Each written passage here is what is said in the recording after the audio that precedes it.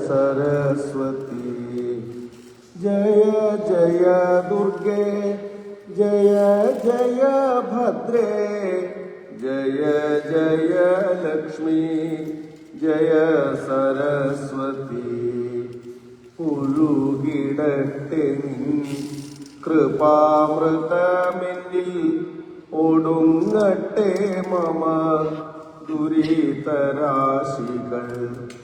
കഴുകി നീക്കുകൻ മനമതിയിലുള്ളോരഴുക്കുകളെല്ലാം അഖില നായികേ ജയ ജയ ദുർഗേ जय जय भद्रे जय जय लक्ष्मी जय सरस्वती जय जय दुर्गे जय जय भद्रे जय जय लक्ष्मी जय सरस्वती परपरिहासं परविनिन्दनं പരാവഹേളനം പരവിരോധവും പരാഭിവൃദ്ധിയിൽ എഴുമസൂയയും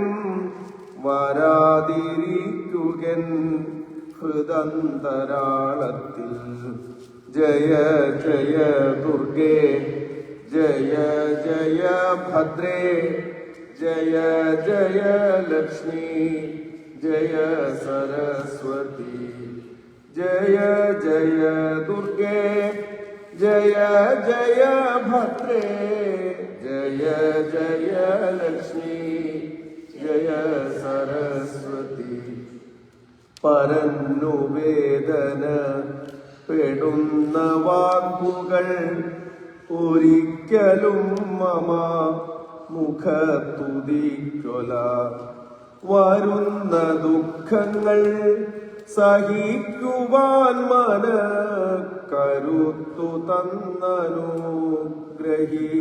വേണമേ ജയ ജയ ദുർഗേ ജയ ജയ ഭദ്രേ ജയ ജയ ലക്ഷ്മി ജയ സരസ്വതി ജയ ജയ ദുർഗേ जय जय भद्रे जय जय लक्ष्मी जय सरस्वती परमत बहुमതി വളർത്തിയും പരധനമതിൽ കൊതിയഴാതെയും പരന്റെ ദോഷങ്ങൾ ഉരച്ചിടാതെയും പരാൽ പരം പദം അണഞ്ഞിടാവൂ ഞാൻ ജയ ജയ ദുർഗേ ജയ ജയ ഭദ്രേ ജയ ജയ ലക്ഷ്മി ജയ സരസ്വതി ജയ ജയ ദുർഗേ ജയ ജയ ഭദ്രേ ജയ ജയ ലക്ഷ്മി ജയ അറിവെഴുന്നോർ തന്നുപദേശം കേട്ടും അറിഞ്ഞതന്യർക്കു പകർന്നു നൽകിയും പരന്നു വേണ്ടി സൽപ്രവൃത്തികൾ ചെയ്തും നിരന്തരം ഭവൽ സ്തുതി ചെയ്താവു ഞാൻ ജയ ജയ ദുർഗേ ജയ ജയ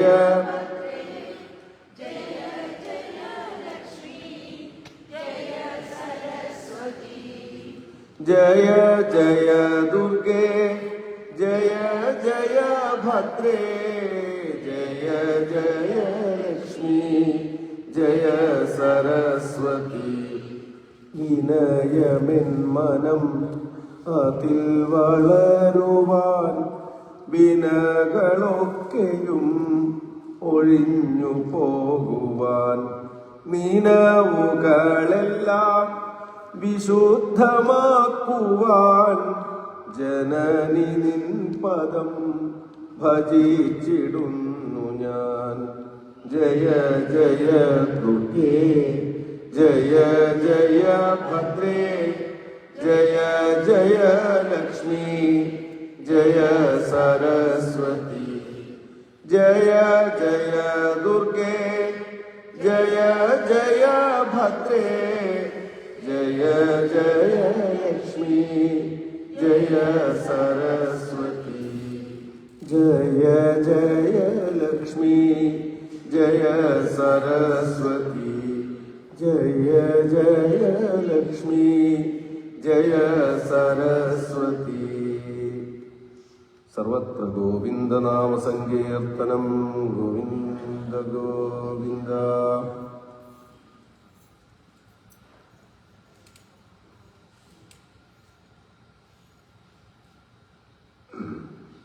ഭരതന്റെ ചരിതമാണ് ഇന്നലെ നമ്മൾ പറഞ്ഞ് തുടങ്ങിയത്. ഭദ്രകാളി അവതരിച്ച് ഭരതനെ ദുഷ്ടന്മാരിൽ നിന്ന് രക്ഷിച്ച കഥ പറഞ്ഞു. പക്ഷേ സമബുദ്ധിയായിട്ടുള്ള ഭരതന് കൊല്ലാൻ വേണ്ടി ദുഷ്ടന്മാർ തുടങ്ങിയപ്പോൾ എന്തെങ്കിലും ഭയമോ, ഭഗവതി അവതരിച്ച് രക്ഷിച്ചപ്പോൾ എന്തെങ്കിലും ഒരു ആനന്ദമോ രണ്ടും ഉണ്ടായില്ല എന്നാണ്. സമബുദ്ധിയാണ്. ബ്രഹ്മജ്ഞാനികൾ അങ്ങനെയാണത്രേ.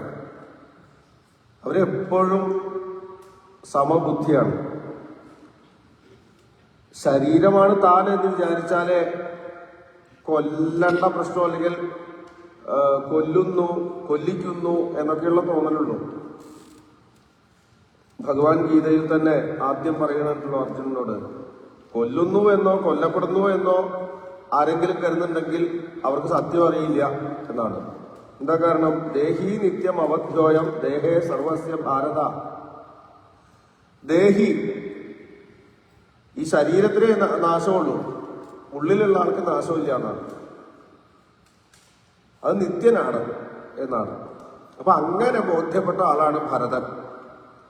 താൻ ഈ ശരീരമല്ല എന്ന് ഓർപ്പിച്ചയാളാണ്. അതുകൊണ്ട് തന്നെ അദ്ദേഹത്തിന് യാതൊരു മാറ്റവും ഉണ്ടായില്ല എന്ന് പറയാണ്. മനസ്സ് സ്ഥിരമായിരുന്നു എന്നാണ്. സ്ഥിരമതി, അനികേത സ്ഥിരമതി എന്നൊക്കെയാണ് ഈ ജ്ഞാനികളുടെ ലക്ഷണങ്ങൾ പറയുമ്പോൾ. അനികേത സ്ഥിരമതി, നമ്മൾ നേരെ തിരിച്ചാണ്. അവർക്ക് സ്ഥിരമായിട്ടുള്ള ഒരു വാസസ്ഥാനം ഉണ്ടാവില്ല, അനികേത. പക്ഷെ അവർക്ക് സ്ഥിരമായിട്ടുള്ള ബുദ്ധി ഉണ്ടാവും, സ്ഥിരമതി. നമ്മുടെ കാര്യം ആലോചിച്ച് നോക്കും. നമുക്ക് സ്ഥിരമായിട്ടുള്ള വാസസ്ഥാനമുണ്ട്, അസ്ഥിരമതി എന്നാണ് അല്ലേ? നികേതമുണ്ട്, പക്ഷെ അസ്ഥിരമതിയാണ്. അതാ വ്യത്യാസം. ജ്ഞാനികൾ അങ്ങനെയല്ല, ഉള്ളിൽ ഉറപ്പുണ്ട്. വേറെ രീതിയിൽ യോഗവാസിംസത്തിൽ പറയും,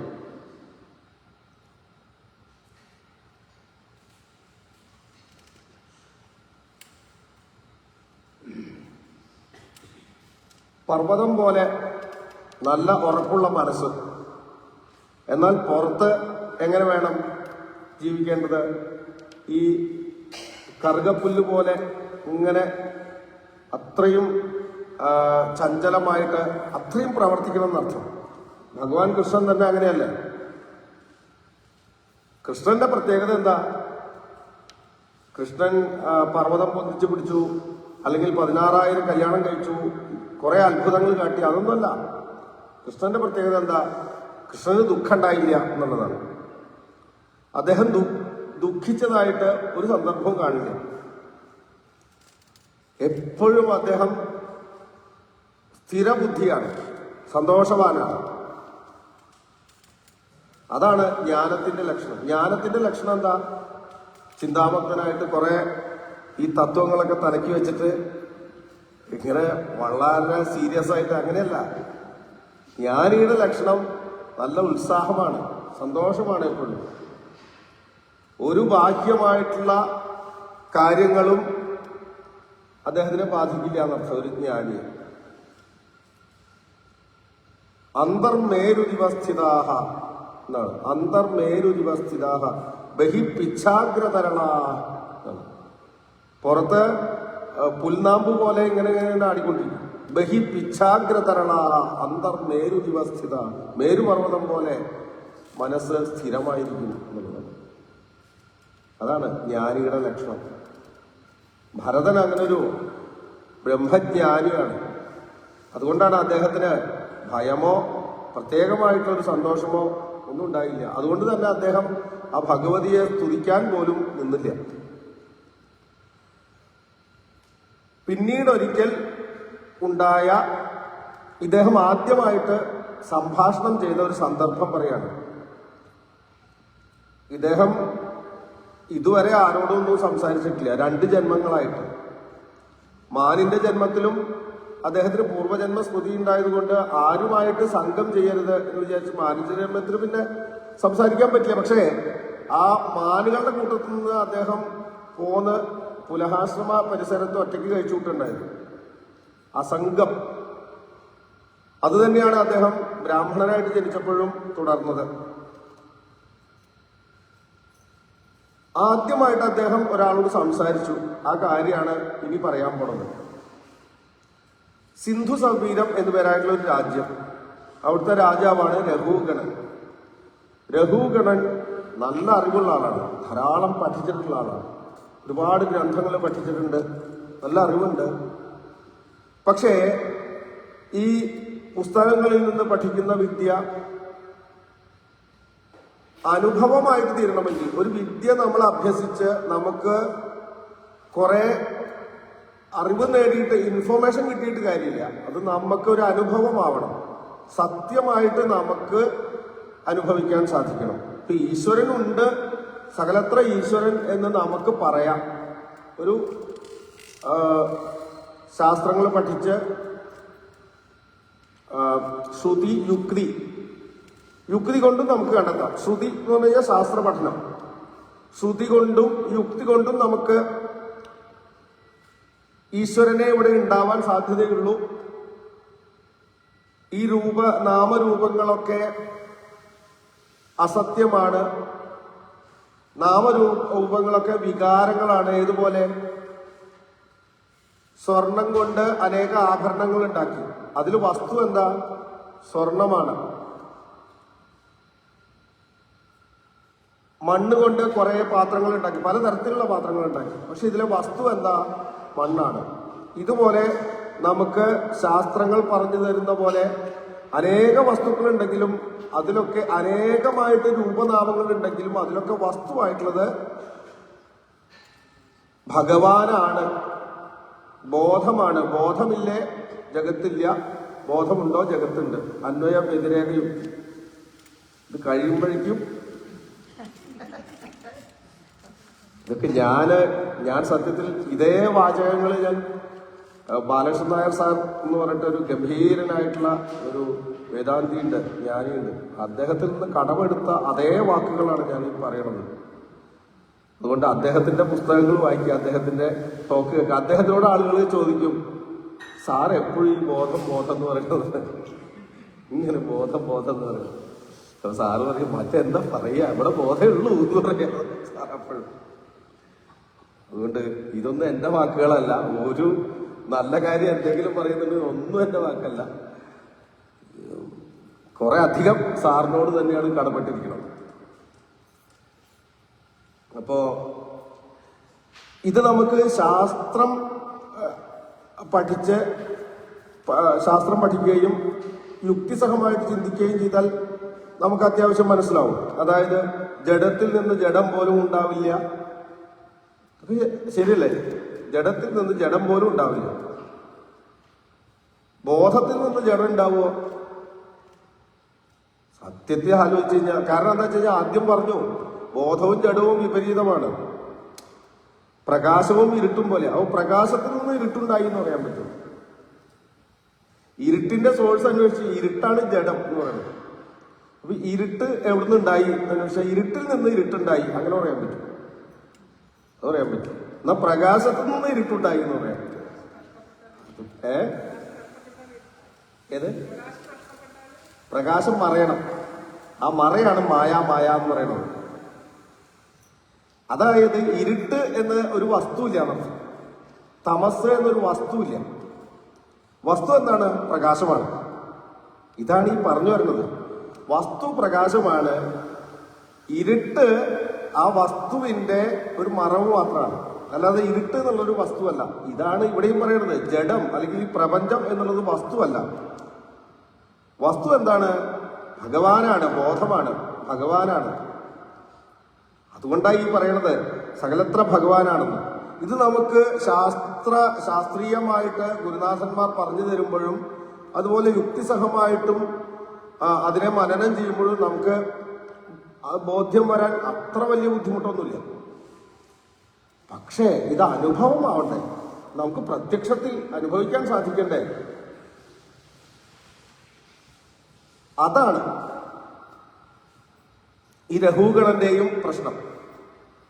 രഘുഗണൻ കാര്യമൊക്കെ അറിയാം, പക്ഷെ അനുഭവിക്കാൻ സാധിച്ചിട്ടില്ല ദേവനെ. അനുഭവിക്കാൻ എളുപ്പത്തിൽ സാധിക്കുക എങ്ങനെയാണെന്ന് വെച്ച് കഴിഞ്ഞാൽ അനുഭവിച്ചിട്ടുള്ളവരുടെ അടുത്ത് നേരിട്ട് പോയി അവരിൽ നിന്ന് കേട്ട് കഴിഞ്ഞാൽ നമുക്ക് പെട്ടെന്ന് മനസ്സിലാവും. അതുകൊണ്ടാണ് വിവേകാനന്ദ സ്വാമികൾക്ക്, അദ്ദേഹം നല്ല ജ്ഞാനിയാണ്, പുസ്തകങ്ങളൊക്കെ ഇങ്ങനെ വെറുതെ മറിച്ച് നോക്കിയാൽ മതി, അദ്ദേഹത്തിന് അത്ര ഒരു പവറാണ്, ഗ്രാസ്പിംഗ് പവറാണ്. പക്ഷെ അദ്ദേഹത്തിന് ഇത് ബോധ്യമായിട്ടില്ല, അനുഭവമായിട്ടില്ല. അപ്പോഴാണ് അദ്ദേഹം രാമകൃഷ്ണ പരമഹംസരുടെ അടുത്ത് അവസാനം എത്തുന്നത്. അതിനു മുമ്പ് പല ജ്ഞാനികളുടെ അടുത്തും അദ്ദേഹം ചെന്നു, ഈശ്വരനെ അങ്ങ് കണ്ടിട്ടുണ്ടോ എന്ന് വെച്ചിട്ട്. പക്ഷെ പരമഹംസർ മാത്രമാണ് കണ്ടിട്ടുണ്ട്, വേണമെങ്കിൽ നിനക്കും കാണിച്ചു തരാം, കാണിച്ചു കൊടുത്തു. അപ്പൊ ബോധ്യായി, പിന്നെ സംശയമില്ല. അപ്പൊ നമ്മുടെ ഭിദ്യതേ ഹൃദയഗ്രന്ഥി ഛിദ്യന്തേ സർവസംശയാ ക്ഷീയന്തേ ചാസ്തി കർമാണി ദൃഷ്ടയേവ ആത്മനീശ്വരേ എന്നാണ് ഭാഗവതം ആരംഭത്തിൽ 2ാമത്തെ അധ്യായത്തിൽ പറഞ്ഞു. ഉപനിഷത്തിലെ മന്ത്രം തന്നെയാണിത്. എപ്പോഴാണ് നമ്മുടെ സംശയം പൂർണ്ണമായിട്ടില്ലാണ്ടാവുക? എപ്പോഴാണ് നമ്മുടെ ബന്ധം പൂർണ്ണമായിട്ടില്ലാതെയാവുക? ദൃഷ്ടയേവ ആത്മനീശ്വരേ, ആത്മനി ഈശ്വരനെ കാണുമ്പോൾ, ആത്മാവിൽ ഈശ്വരനെ ദർശിക്കുമ്പോൾ നമ്മുടെ എല്ലാ വിധത്തിലുള്ള സംശയവും തീരും. അതുകൊണ്ടാണ് പറയുന്നത് ഏതൊന്നിനെ അറിഞ്ഞാൽ എല്ലാം അറിഞ്ഞതായിട്ട് തീരും. ഒരു ചോദ്യമാണ് ഉപനിഷത്തിലെ. ഏതൊന്നിനെ അറിഞ്ഞാൽ എല്ലാം അറിഞ്ഞതായിട്ട് തീരും. അതിനുള്ള ഉത്തരം ആത്മാവിനെ അറിയണം. ആത്മാവിനെ അറിഞ്ഞാൽ എല്ലാം അറിഞ്ഞതായിട്ട് തീരും. ഇതാണ് ആത്മജ്ഞാനം കൊണ്ട് സർവജ്ഞാനം സിദ്ധിക്കും. എന്താ കാരണം? ആത്മാവാണ് സകലത്ര ഉള്ളത്, സകലത്ര ആത്മാവാണ്. ഇപ്പോ രമണ മഹർഷിയുടെ തന്നെ കഥ പറയുമ്പോ, രമണ മഹർഷി 16 വയസ്സില് വീട് വിട്ട് തപസ് ചെയ്യാണ്. അദ്ദേഹം അരുണാചലത്തിൽ പോയിട്ട് ഗുഹയില്, വിരൂപാക്ഷ ഗുഹയിലാണ് അദ്ദേഹത്തിന്റെ ദീർഘകാലത്തെ തപസ്. കുറെ കാലത്തിന് ശേഷം അദ്ദേഹം പിന്നെ ബ്രഹ്മജ്ഞാനിയായിട്ട് തീർന്ന് ശിഷ്യന്മാരൊക്കെ വന്നു തുടങ്ങിയപ്പോൾ അദ്ദേഹത്തിന്റെ പ്രധാന ശിഷ്യൻ ഒരു മഹാപണ്ഡിതനായിരുന്നു, സംസ്കൃത പണ്ഡിതനൊക്കെ. അപ്പൊ അപ്പോഴാണ് ആ ശിഷ്യനിൽ നിന്ന് അദ്ദേഹം സംസ്കൃതമൊക്കെ പഠിക്കുക. അദ്ദേഹത്തിന് വളരെ എളുപ്പമർത്ഥം, വെറുതെ സൂചന മതി. എന്നിട്ട് രമണ മഹർഷി സംസ്കൃതത്തിൽ പല സ്തോത്രങ്ങളും മറ്റും രചിച്ചിട്ടുണ്ട് ഈ ശിഷ്യന്മാർക്ക് തത്വം പഠിപ്പിക്കാൻ വേണ്ടി. അപ്പൊ അതാണ്, ആത്മജ്ഞാനിക്ക് ഒന്നും അസാധ്യമായിട്ടില്ല. അപ്പൊ ഇത് അനുഭവം വരണം. അനുഭവം വരണമെങ്കിൽ അത് അനുഭവിച്ച ആളുകളുടെ, മഹാത്മാക്കളുടെ അടുത്ത് നേരിട്ട് ചെന്നു കഴിഞ്ഞാൽ അവരിൽ നിന്ന് നമുക്ക് ഈ ആത്മതത്വം നേരിട്ട് ഗ്രഹിക്കാൻ സാധിച്ചാൽ പെട്ടെന്ന് അനുഭവം വരും. അതിനുവേണ്ടി രഘുഗണ മഹാരാജാവ് കപില വാസുദേവനെ തന്റെ ഗുരുവായിട്ട് കണക്കാക്കി അദ്ദേഹത്തിന്റെ അടുത്തേക്ക് പോവുകയാണ്. അപ്പൊ ഈ രാജാവ് പോണത് ഒരു ശിഷ്യൻ ഗുരുനാഥന്റെ അടുത്തേക്ക് ആ പോക്ക് തന്നെ വർണ്ണിക്കുമ്പോൾ ഇദ്ദേഹത്തിന് വേണ്ടത്ര യോഗ്യതയില്ല എന്നാണ് കാണിക്കുന്നത്. എന്താ കാരണം? ഒരു ശിഷ്യൻ ഗുരുനാഥന്റെ അടുത്തേക്ക് പോകുമ്പോൾ വിനയത്തോടു കൂടിയാണ് പോകേണ്ടത്. പക്ഷെ ഇദ്ദേഹം രാജാവായിട്ട് തന്നെ ആണ് പോണത്. താൻ രാജാവാണ് എന്ന ഭാവത്തിൽ തന്നെയാണ് പോണത്. അതുകൊണ്ട് എന്താ, അദ്ദേഹം പല്ലക്കിലാണ് യാത്ര ചെയ്യണത്. അപ്പോ ഭൃത്യന്മാര് പല്ലക്കെടുക്കുന്നു, ഇദ്ദേഹം പല്ലക്കിൽ ഇങ്ങനെ ഇരിക്കുന്നു. അങ്ങനെ പോകുന്ന വഴിക്ക് ഈ പല്ലക്കെടുക്കുന്ന ഒരാൾക്ക് എന്തോ ഒരു അസുഖം വരെ പല്ലക്കെടുക്കാൻ പറ്റാണ്ടായി. അപ്പൊ പകരക്കാരനെ അന്വേഷിച്ചവര് അവിടെ. അപ്പോ ഈ ഭരതൻ അവിടെ അങ്ങനെ എവിടെയോ ഇരിക്കണ കണ്ടപ്പോ ചെറുപ്പക്കാരനാണ്, നല്ല ആരോഗ്യമുണ്ട്. എന്താ ഇത്ര ആരോഗ്യം ഉണ്ടാവാൻ കാരണം? തടിച്ചു കൊഴുത്ത് നല്ല. എന്താ കാരണം? കണപിണ്യാക സ്ഥാലി പുരീഷാദീനി എന്നൊക്കെയല്ലേ ഇന്നലെ പറഞ്ഞത്. പിണ്ണാക്കും കണ്ട കിട്ടിയത് ആരൊക്കെ എന്തൊക്കെ കൊടുത്തു അതൊക്കെ അമൃതവൽ അഭ്യവഹരതി എന്നാണ്. അമൃത് പോലെ കഴിക്കും ആരെന്ത് കൊടുത്താലും. നല്ല ആരോഗ്യമാണ്, ചെറുപ്പമാണ്. അപ്പോ അദ്ദേഹത്തിനെ വിളിച്ചു കൊണ്ടുവന്ന് ഈ പല്ലക്കിന്റെ ഒരു തല അദ്ദേഹത്തിന്റെ ചുമലിൽ വെച്ച് കൊടുത്തു.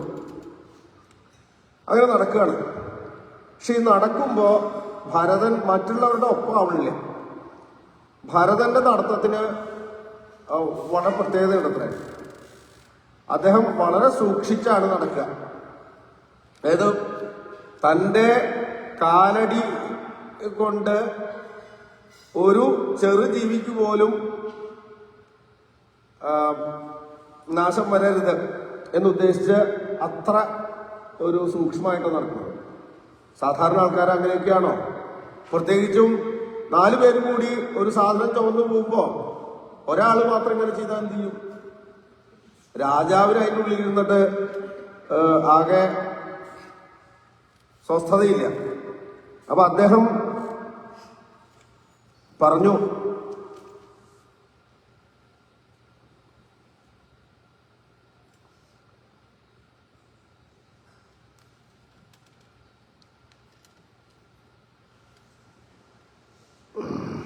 രഘൂഗണ ഉപധാര്യ പുരുഷാൻ അധിമഹത.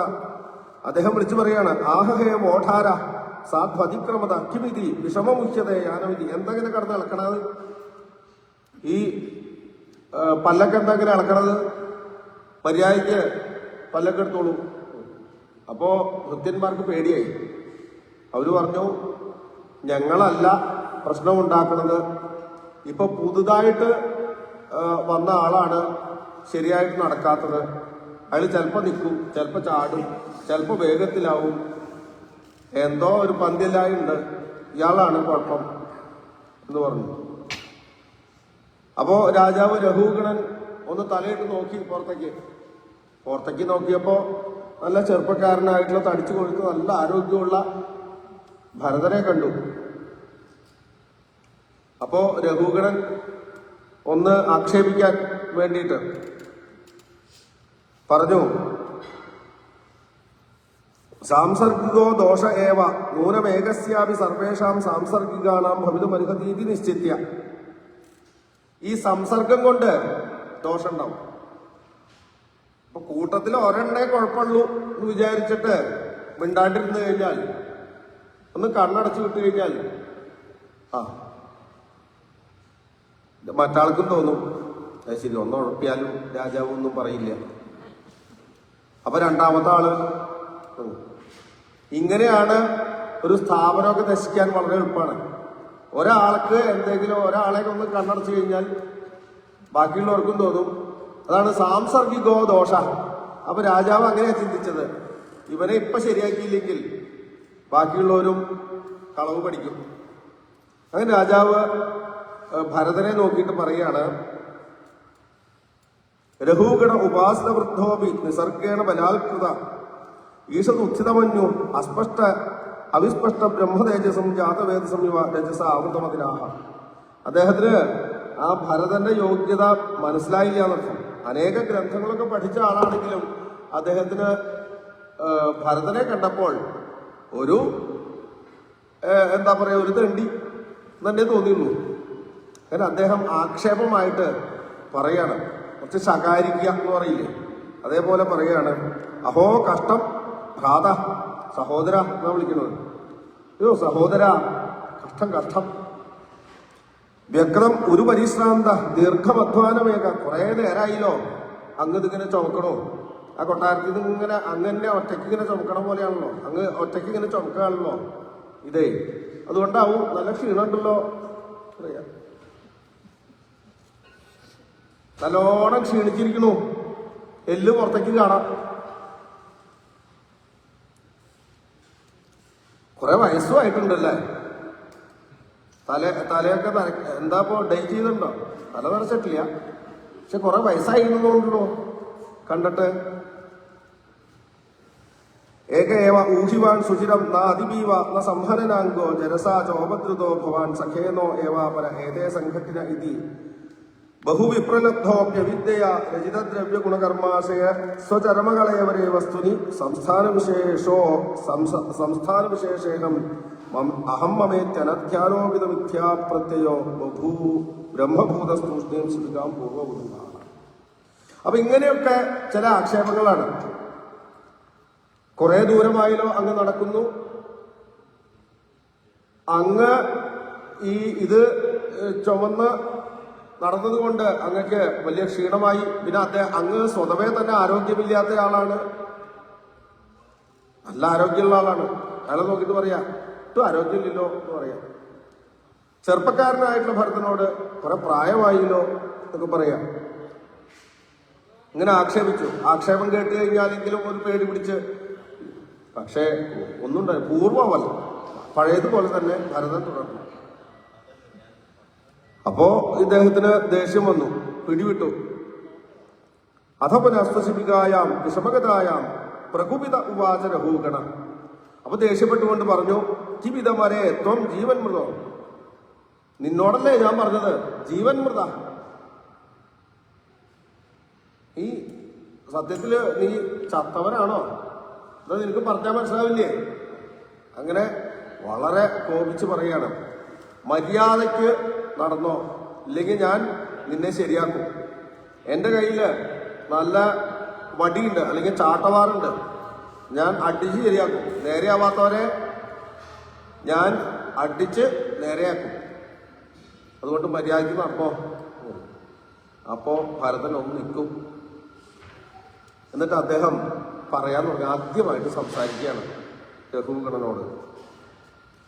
ത്വയോദിതം വ്യക്തം അവിപ്രലബ്ധം ഭർത്തുസ്സമേസ്യാദ്യതി വീരഭാര ഗന്ധുത്യതി സ്യാദധിഗമ്യമധ്വാപീവേതിരാശൗതവിദാപ്രവാദ. അല്ലയോ രാജാവേ, അങ്ങ് പറഞ്ഞതിന്റെ അർത്ഥമൊക്കെ എനിക്ക് മനസ്സിലായി. പക്ഷേ അങ്ങക്ക് എന്നെ മനസ്സിലായിട്ടില്ല, അതും എനിക്ക് മനസ്സിലായി. അങ്ങ് തടിച്ച എന്റെ ശരീരത്തെ നോക്കി മെല്ലിച്ചതാണ് എന്ന് പറഞ്ഞു. ഇപ്പോൾ മാത്രം പല്ലൊക്കെ എടുക്കാൻ തുടങ്ങിയ എന്നോട് ദീർഘനേരമായിട്ട് അങ്ങ് അധ്വാനിക്കുകയാണല്ലോ എന്ന് പറഞ്ഞു.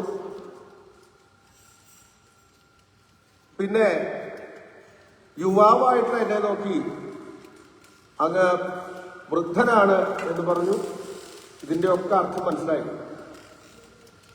പക്ഷെ അങ്ങ് ഒരു കാര്യം മനസ്സിലാക്കൂ, ഞാൻ ഈ ശരീരമല്ല എന്ന് ഉറപ്പ് വന്നയാളാണ്. എനിക്ക് ഈ ശരീരവുമായിട്ട് സത്യത്തിൽ ഒരു ബന്ധമില്ല. ഞാൻ ആത്മാവാണ്. ആത്മാവിന് എങ്ങോട്ടും പോവാനില്ല. ആത്മാവില്ലാത്ത സ്ഥലം ഏതാ? ആത്മാവ് സഞ്ചരിക്കണില്ല. ആത്മാവിന് യാത്ര ചെയ്യാൻ പറ്റില്ല. ഇല്ലാത്ത സ്ഥലത്തേക്കല്ലേ പോകാൻ പറ്റില്ല. ആത്മാവ് നിറഞ്ഞു നിൽക്കുക, സർവ്വവ്യാപിയാണ്. എങ്ങടാ പോവാ? അതുകൊണ്ട് തന്നെ എനിക്ക് പോവാനും വരാനും ഒന്നും സ്ഥലമില്ല. ഞാനില്ലാത്തതായിട്ടുള്ള ഒരു സ്ഥലമില്ല. അതുകൊണ്ട് തന്നെ യാത്രാക്ഷീണം എനിക്ക് ബാധിക്കില്ല എന്നർത്ഥം.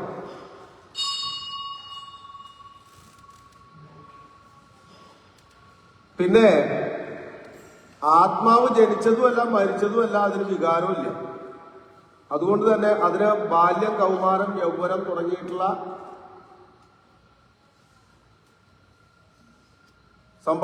ഈ മാറ്റങ്ങളൊന്നുമില്ല. എപ്പോഴും ഒരുപോലെ ഇരിക്കണതാണ് ആത്മാവ്. അതുകൊണ്ട് യുവത്വമുള്ള ഈ ശരീരത്തെ നോക്കിയിട്ട് വൃദ്ധനാണെന്ന് പറഞ്ഞതും എന്നെ ബാധിക്കണില്ല. അതുകൊണ്ട് അങ്ങ് പറഞ്ഞതൊക്കെ ഈ ശരീരത്തെ ഉദ്ദേശിച്ച് ആക്ഷേപിച്ചതാണെന്ന് എനിക്ക് മനസ്സിലായി. പക്ഷെ അത് സാരമില്ല. ഞാൻ ഈ പല്ലക്കെടുക്കാം, എനിക്കിപ്പോ ഇത് പ്രത്യേകിച്ച് ഒരു യോഗ്യത കുറവോ ഒന്നും തോന്നുന്നില്ല. അങ്ങയുടെ പല്ലക്ക് എടുത്തു എന്ന് വിചാരിച്ചിട്ടൊന്നുമില്ല. അങ്ങും മണ്ണ്, ഈ പല്ലക്കും മണ്ണ്, എന്റെ ശരീരവും മണ്ണ്, എല്ലാം പഞ്ചഭൂതാണെന്നർത്ഥം. ഇവിടെ പഞ്ചഭൂതാത്മകമായിട്ടല്ലേ എല്ലാം ഉള്ളൂ. ബ്രഹ്മാവും കുലാലനും ഒരുപോലെയാണെന്നൊക്കെ ചാക്യാർ കൂത്തിൽ പറയും. അങ്ങനെയാണ്. ബ്രഹ്മാവും കുലാലനും ഒരുപോലെയാണ്. കുശവൻ ഈ മൺപാത്രങ്ങൾ ഉണ്ടാക്കുന്ന ഒരുപോലെയാണെന്ന് പറയുന്നത്. അതെന്താ ഇങ്ങനെ ഒരുപോലെ? അല്ല, രണ്ടുപേരും പഞ്ചഭൂതങ്ങൾ ഉപയോഗിച്ചിട്ടാണ് വസ്തുക്കൾ ഉണ്ടാക്കുന്നത്. പിന്നെ അതിന്റെ വിസ്താരമൊക്കെ ഉണ്ട്, രസമാണ്. അപ്പൊ അതായത് അതുപോലെ രമണ മഹർഷി ചോദിച്ചിട്ടുണ്ട്. ആരോ ഒരാൾ ചോദിച്ചു, എന്തോ വൃന്ദാവനം എവിടെയോ തീർത്ഥ സ്ഥലങ്ങളിൽ പോണ്ട കാര്യമൊക്കെ ഇങ്ങനെ സംസാരിച്ചപ്പോ ഇദ്ദേഹം പറഞ്ഞു, എന്നും ഇങ്ങനെ ഈ ഗുഹയിൽ ഇവിടെ ഇരുന്നാൽ മതിയോ? ഈ അരുണാചലത്തിൽ ഇങ്ങനെ ഇരുന്നാൽ മതിയോ? എന്നും പുറത്ത് പല സ്ഥലങ്ങളുണ്ട്.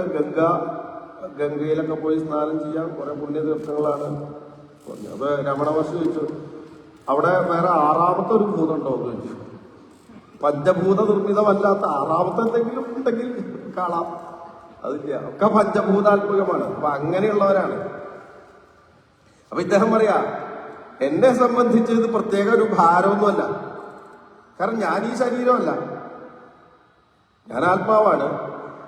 പിന്നെ ഈ ശരീരം എന്നത് പഞ്ചഭൂതമാണ്. ഈ പല്ലക്കും പഞ്ചഭൂതമാണ്. ഇപ്പൊ ഒരു മണ്ണിന്റെ ഒരു എന്തെങ്കിലും ഒരു വസ്തു ഉണ്ടാക്കി, അതിന്റെ മുകളിൽ വേറെ കുറച്ച് മണ്ണിന്റെ വേറൊരു പ്രതിമയോ മറ്റോ വെച്ചു. മണ്ണിന്റെ ഒരു പീഠ ഉണ്ടാക്കി നോക്കിയാൽ അതിന്റെ മുകളിൽ മണ്ണിന്റെ ഒരു പ്രതിമ വെച്ചു. അതിന്റെ മുകളിൽ മണ്ണ് കൊണ്ട് ആ പ്രതിമയ്ക്ക് ഒരു കിരീടവും വെച്ചു നോക്കിയാൽ മണ്ണ് കൊണ്ട്. ഈ പീഠത്തിന് വല്ല സങ്കടമുണ്ടോ? ഒന്നുമില്ല. എന്ന് പറഞ്ഞ പോലെ അങ്ങും മണ്ണ്, പല്ലക്കും മണ്ണ്, ഇതും മണ്ണ്. അതുകൊണ്ട് അങ്ങക്ക് എങ്ങോട്ട് വേണമെങ്കിൽ ഞാൻ എങ്ങോട്ട് വേണമെങ്കിൽ ചുമന്നുകൊണ്ട് പോവാം, എനിക്ക് യാതൊരു വിരോധമില്ല എന്ന് പറഞ്ഞ് അദ്ദേഹം നിർത്തി. ഇത്രയും കേട്ടപ്പോ രഘുഗണൻ വേഗം പേടിച്ച് ചാടി ഇറങ്ങി. ഈ നിസ്സാരക്കാരനല്ല, ഇങ്ങനെയൊക്കെ സംസാരിക്കണമെങ്കിൽ അത് നിസ്സാരക്കാരനല്ല. പേടിച്ച് ഏതോ അറിവുള്ള ആളാണ് തീരുമാനമായി. അദ്ദേഹം സൂക്ഷിച്ചു നോക്കിയപ്പോ കൂടുതലുണ്ട്. ഇത്രയും പണ്ട് ഉപനയനമൊക്കെ കഴിപ്പിച്ചിട്ടുണ്ടായിരുന്നു അച്ഛൻ ഉള്ളപ്പോ. അപ്പൊ ഒരു ബ്രാഹ്മണനാണ് എന്ന് മനസ്സിലായി. വേഗം നമസ്കരിച്ച് അദ്ദേഹം ക്ഷമാപണം ചെയ്തു. എനിക്ക് യമന്റെ ദണ്ട് പേടിയില്ല. ഇന്ദ്രൻ വജ്രായുധവുമായിട്ട് വന്നാൽ ഞാൻ യുദ്ധം ചെയ്യും. ഇങ്ങനെ ലോകത്ത് എനിക്ക് മറ്റൊരാളെയും പേടിയില്ല. പക്ഷെ സജ്ജനങ്ങളെ അവഹേളിക്കുക, അതിൽ നിന്നുണ്ടാവുന്ന പാപത്തെ ഞാൻ പേടിക്കുന്നു. അങ്ങ് ഏതോ മഹാത്മാവാണ്, തീർമാനമാണ്, അല്ലെങ്കിൽ ഇങ്ങനെയൊന്നും സംസാരിക്കില്ല. എന്റെ സംശയം അങ്ങ് എന്റെ ഗുരുനാഥനായിട്ടുള്ള ആ കപിലവാസുദേവൻ തന്നെയാണോ എന്നാണ്. ഞാൻ ചെയ്ത അബദ്ധത്തിന് ക്ഷമിക്കണം. പക്ഷേ അങ്ങ് സംസാരിച്ചപ്പോൾ പറഞ്ഞ ഒരു കാര്യത്തിൽ എനിക്കൊരു സംശയമുണ്ട്. ശരീരത്തെ ബാധിക്കുന്നത് ആത്മാവിനെ ബാധിക്കുന്നില്ല എന്നാണല്ലോ അങ്ങ് പറഞ്ഞതിന്റെ ചുരുക്കം. അതെനിക്ക് അങ്ങോട്ട് ബോധ്യാവണില്ല. അങ്ങനെയല്ലല്ലോ അനുഭവം. ഇപ്പൊ ശരീരത്തിന് ചൂട് വരുമ്പോ എനിക്ക് ചൂടെടുക്കുന്നു എന്നല്ലേ നമ്മൾ പറയാറ്. ശരീരത്തിന് തണുക്കുമ്പോ എനിക്ക് അത് അനുഭവം ഉണ്ടല്ലോ. ശരീരത്തിനെ ബാധിക്കുന്നത് നമുക്ക് അനുഭവപ്പെടുന്നുണ്ട്. അപ്പൊ എങ്ങനെയാണ് ശരീരത്തിനെ ബാധിക്കുന്നത് അതിന്റെ ഉള്ളിലുള്ള ആത്മാവിനെ ബാധിക്കില്ല എന്ന് പറയുക? ഉദാഹരണമൊക്കെ ചൂണ്ടിക്കാട്ടിക്കൊണ്ടാണ് ചോദ്യം. ഇപ്പോ ഒരു പാത്രം അടുപ്പത്ത് വെച്ചു, തീ കത്തിച്ചു, അതിൽ വെള്ളം ഒഴിച്ചു. ഈ തീ കത്തി ചൂടാവുന്നത് പാത്രമാണ്, പക്ഷെ വെള്ളം തിളയ്ക്കുന്നു. ഇനി വെള്ളത്തിനുള്ളിൽ ഒരു അരി ഇട്ടെന്ന് വെച്ച് കഴിഞ്ഞാൽ അരി വേവിടും. പരി പറയാണ്, അല്ല പാത്രത്തിന്റെ ചൂട് എനിക്ക് ബാധകമല്ല. ഇങ്ങനെ പറഞ്ഞാൽ ഇങ്ങനെ പറയില്ല. അങ്ങനെയല്ലല്ലോ അനുഭവം. അപ്പൊ രഘുഗണന്റെ ചോദ്യം ഇങ്ങനെയാണ്. അപ്പൊ ആത്മാവ് ഈ ശരീരത്തിന്റെ ഉള്ളിലിരിക്കുന്നു. ശരീരത്തിനെ ബാധിക്കുന്നതൊന്നും ആത്മാവിനെ ബാധിക്കില്ല എന്ന് പറഞ്ഞു കഴിഞ്ഞാൽ എങ്ങനെയാ ശരിയാവുക? ഈ സംശയം ഒന്ന് തീർത്തു തരണം എന്നാണ്. അപ്പോ ഭരതൻ പറഞ്ഞു, അകോവിത കോവിത വാദവാദാൻ വധസ്ഥോ നാദിവിതാം വരിഷ്ഠ. അങ്ങ് വലിയ ജ്ഞാനി എന്നൊക്കെ അഭിമാനിച്ചിട്ടാണ് ഈ വക ചോദ്യമൊക്കെ ചോദിക്കുന്നത്. സത്യത്തിൽ മണ്ടത്തരാണ്. കാരണം ഈ ആത്മാവിനെ മറ്റ് ഈ ഉദാഹരണങ്ങളൊക്കെ വേദാന്തത്തിലുണ്ട്. ഉദാഹരണങ്ങളൊക്കെ പലതും പറയും. പക്ഷെ ഉദാഹരണമൊക്കെ ഓരോ കാര്യങ്ങൾ സൂചിപ്പിക്കാൻ വേണ്ടി മാത്രമാണ്. അതല്ലാതെ ഉദാഹരിക്കപ്പെടുന്ന വസ്തുവും ഉദാഹരിക്കുന്ന വസ്തുവും രണ്ടും തമ്മിൽ ഒരുപോലെയാണെന്നല്ല ഇതിന്റെ അർത്ഥം. ഇപ്പോ പ്രകാശവും ഇരുട്ടും നേരത്തെ പറഞ്ഞു എന്ന് പറഞ്ഞാൽ ഭഗവാൻ പ്രകാശമാണ്, കഴിഞ്ഞു. അങ്ങനെയല്ല, നമ്മളൊരു സൂചിപ്പിക്കാൻ വേണ്ടി പറയുന്നു. അതുപോലെ രജ്ജു സർപ്പത്തിന്റെയൊക്കെ ഉദാഹരണം പറയും. പാമ്പും കയറും, മരുഭൂമിയും കാനൽ ജലവും. മരുഭൂമിയിൽ കാനൽ ജലം കാണുന്നത് പോലെയാണ് മായ എന്നൊക്കെ പറയും. എന്ന് പറഞ്ഞാൽ ഈ മരുഭൂമി പോലെയാണ് ഭഗവാൻ എന്നാണോ അല്ലെങ്കിൽ ബ്രഹ്മം എന്നാണോ? അങ്ങനെ അർത്ഥമില്ല. നമ്മളൊരു കാര്യത്തെ സൂചിപ്പിക്കാൻ വേണ്ടി ഒരു ഉദാഹരണം പറയുന്നു. അത് അതേപോലെ തന്നെയാണ് എന്ന് പറയാൻ സാധിക്കില്ല. അപ്പോ ഈ ആത്മാവ് പാത്രത്തിൽ ഒഴിച്ച വെള്ളം പോലെയോ അല്ലെങ്കിൽ ആ വെള്ളത്തിലിട്ട അരി പോലെയോ ആണ് ആത്മാവ് ഈ ശരീരത്തിലിരിക്കണത് എന്ന് പറയാൻ സാധിക്കില്ല. വായു അല്ലെങ്കിൽ ആകാശം, ഓരോ പാത്രങ്ങളിൽ ആകാശമുണ്ട്. ആ പാത്രത്തെ ബാധിക്കുന്നത് ആകാശത്തെ ബാധിക്കുമോ? ഒന്നുമില്ല. എന്ന് പറഞ്ഞതുപോലെ ആത്മാവ് ശരീരത്തിൽ മാത്രമല്ല, ഭഗവാൻ ആത്മസ്വരൂപേണ ഓരോരുത്തരിലും എങ്ങനെയാണ് ഇരിക്കുന്നത്? ഇത് വേറെ രീതിയിലൊക്കെ ഇങ്ങനെ പറയും, പല രീതിയിലും പല ഭാഗവതത്തിൽ തന്നെ പല സന്ദർഭങ്ങളിൽ പറയും. ജീവൻ എന്ന് പറയുന്നത് ഈശ്വരന്റെ പ്രതിബിംബമാണ്, ഒരു ഛായയാണ് എന്നാണ്. ജീവൻ എന്ന് പറയുന്നത് മനസ്സിൽ ഈശ്വരന്റെ ഒരു പ്രതിബിംബം, അതിനെയാണ് ജീവൻ എന്ന് പറയുന്നത്. ഏതുപോലെ സൂര്യന്റെ പ്രതിബിംബം വെള്ളത്തിൽ എന്നതുപോലെ. അപ്പൊ വെള്ളത്തിന് എന്ത് സംഭവിച്ചാലും സൂര്യനൊന്നും സംഭവിക്കില്ല. അതുപോലെ ശരീരത്തിന് എന്ത് സംഭവിച്ചാലും ആത്മാവിന് ഒന്നും സംഭവിക്കില്ല. കാരണം ഇത് പ്രതിബിംബമാണ്. അതുകൊണ്ട് അങ്ങയുടെ ഉദാഹരണം ശരിയല്ല. ഇത് മനസ്സിലാവണമെങ്കിൽ ഈ മനസ്സ് ഒന്ന് ശുദ്ധമാക്കണം. മനസ്സാണ് ഓരോന്ന് സങ്കല്പിച്ച് അഭിമാനിക്കുന്നത്. മനസ്സ് ശുദ്ധമായി കഴിഞ്ഞാൽ ആത്മാവ് പ്രകാശിക്കും. അത് സ്വയം പ്രകാശമായിട്ടുള്ള വസ്തുവാണ്. മനസ്സ് രജസ്സും തമസ്സും അധികരിച്ച് അശുദ്ധമാകുമ്പോഴാണ് നമുക്ക് സ്വന്തം ആത്മാവിനെ അനുഭവിക്കാൻ സാധിക്കാത്തത്. അസ്മൃത കണ്ഠമണി എന്നൊക്കെ പറയും. അവനവൻ മാല ഇട്ടിട്ടുണ്ട്, പക്ഷെ എന്റെ മാല എവിടെ എന്നൊക്കെ പറഞ്ഞിട്ട് അന്വേഷിക്കാറുണ്ട്. ഇതുപോലെയാണ് നമ്മൾ ആത്മാവിനെ കണ്ണട വെച്ചിട്ട് കണ്ണട അന്വേഷിക്കാറില്ല. അവനവന്റെ ഉള്ളിലിരിക്കുകയാണ് ആത്മാവ്, പക്ഷെ നമുക്ക് കാണാനില്ലാത്തത് എന്തുകൊണ്ടാണ്? മനസ്സിന്റെ മാലിന്യമാണ്. അതുകൊണ്ട് രഘുഗണ ആദ്യം മനസ്സിനെ ശുദ്ധമാക്കണം. അതിനാണ് സത്സംഗവും ഭക്തിയുമെല്ലാം. അങ്ങനെ മനസ്സ് ശുദ്ധമായാൽ ആത്മാവാണ് താൻ എന്ന് ബോധിക്കാൻ സാധിക്കും. ഇതാണ് വേണ്ടത് എന്ന് പറഞ്ഞു. പിന്നീട് രഘുഗണന്റെ തുടർന്നുള്ള ചോദ്യങ്ങൾക്കും സമാധാനം പറഞ്ഞു ഭരതൻ. അങ്ങനെ ആ രഘുഗണനോട് അവസാനം പറയുകയാണ്. അപ്പൊ രഘുഗണന്റെ വേറൊരു സംശയം എന്താണെന്ന് വെച്ച് കഴിഞ്ഞാൽ, അങ്ങ് പറഞ്ഞല്ലോ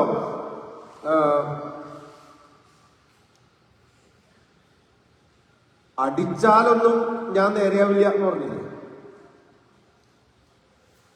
എന്നെ ഇപ്പൊ അടിച്ചു എന്നുള്ളത് കൊണ്ട് ഞാൻ നേരെയാവില്ല. കാരണം എന്താ? ഇനി എനിക്ക് നേരെയാവാനൊന്നുമില്ല. ഇനി എന്താ നേരെയാവാനുള്ളത്?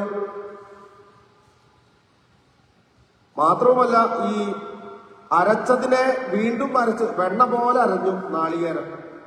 ഇനി വീണ്ടും എത്ര നേരം അരച്ചാലും എന്താവും? അരച്ചതിനെ അരച്ചുകൊണ്ടിരുന്നിട്ട് പ്രത്യേകിച്ച് പ്രയോജനമൊന്നുമില്ല എന്നതുപോലെ നേരെയായ എന്നെ, എത്തേണ്ടിടത്ത് അറിയേണ്ടത് അറിഞ്ഞ എന്നെ, എത്തേണ്ടിടത്ത് എത്തിയ എന്നെ ഇനി എന്തു ചെയ്താലും എന്ത് മാറ്റം വരാനാണ്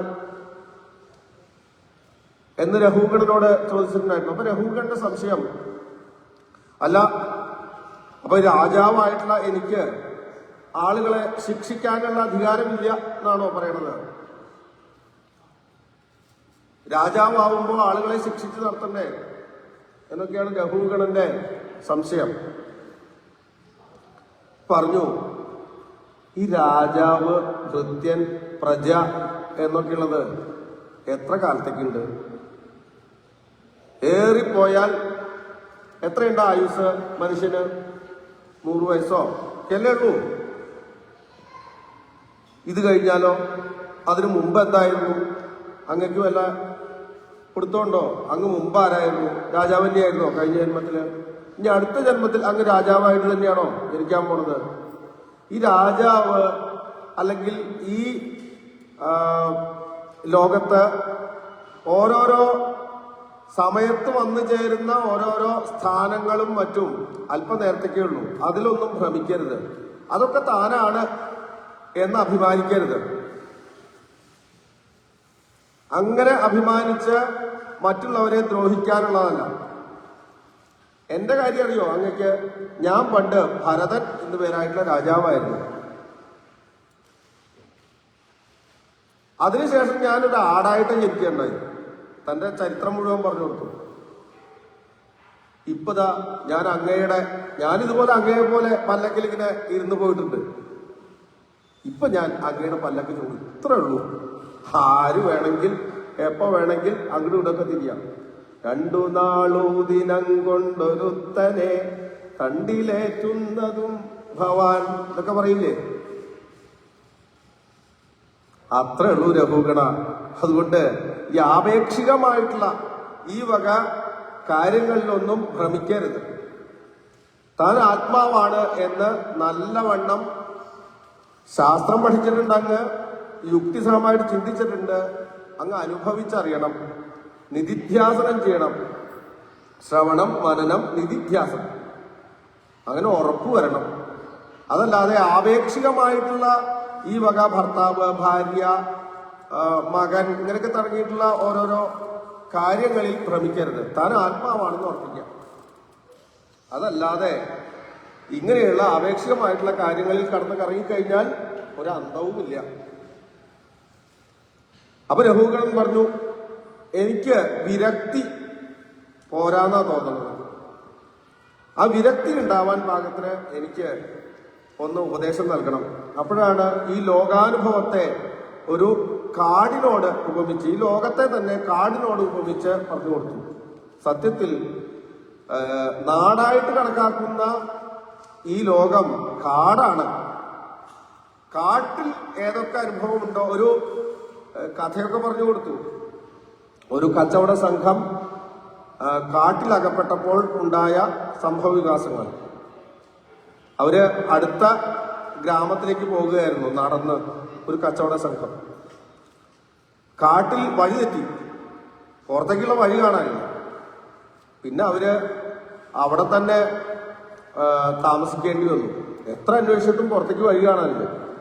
അവിടെ തന്നെ അവര് വീടൊക്കെ ഉണ്ടാക്കി ഇങ്ങനെ താമസിക്കാൻ തുടങ്ങി. അവരുടെ ഇടയിലുള്ളവരെ പരസ്പരം കല്യാണം കഴിക്കുകയും പിന്നെ കുട്ടികളുണ്ടായും അങ്ങനെ വളർന്ന് ആ കാട്ടിൽ അവിടെ അങ്ങനെ അവര് താമസമായി. അവര് പിന്നെ പുറത്തേക്കുള്ള വഴി അന്വേഷിച്ചിട്ടില്ല.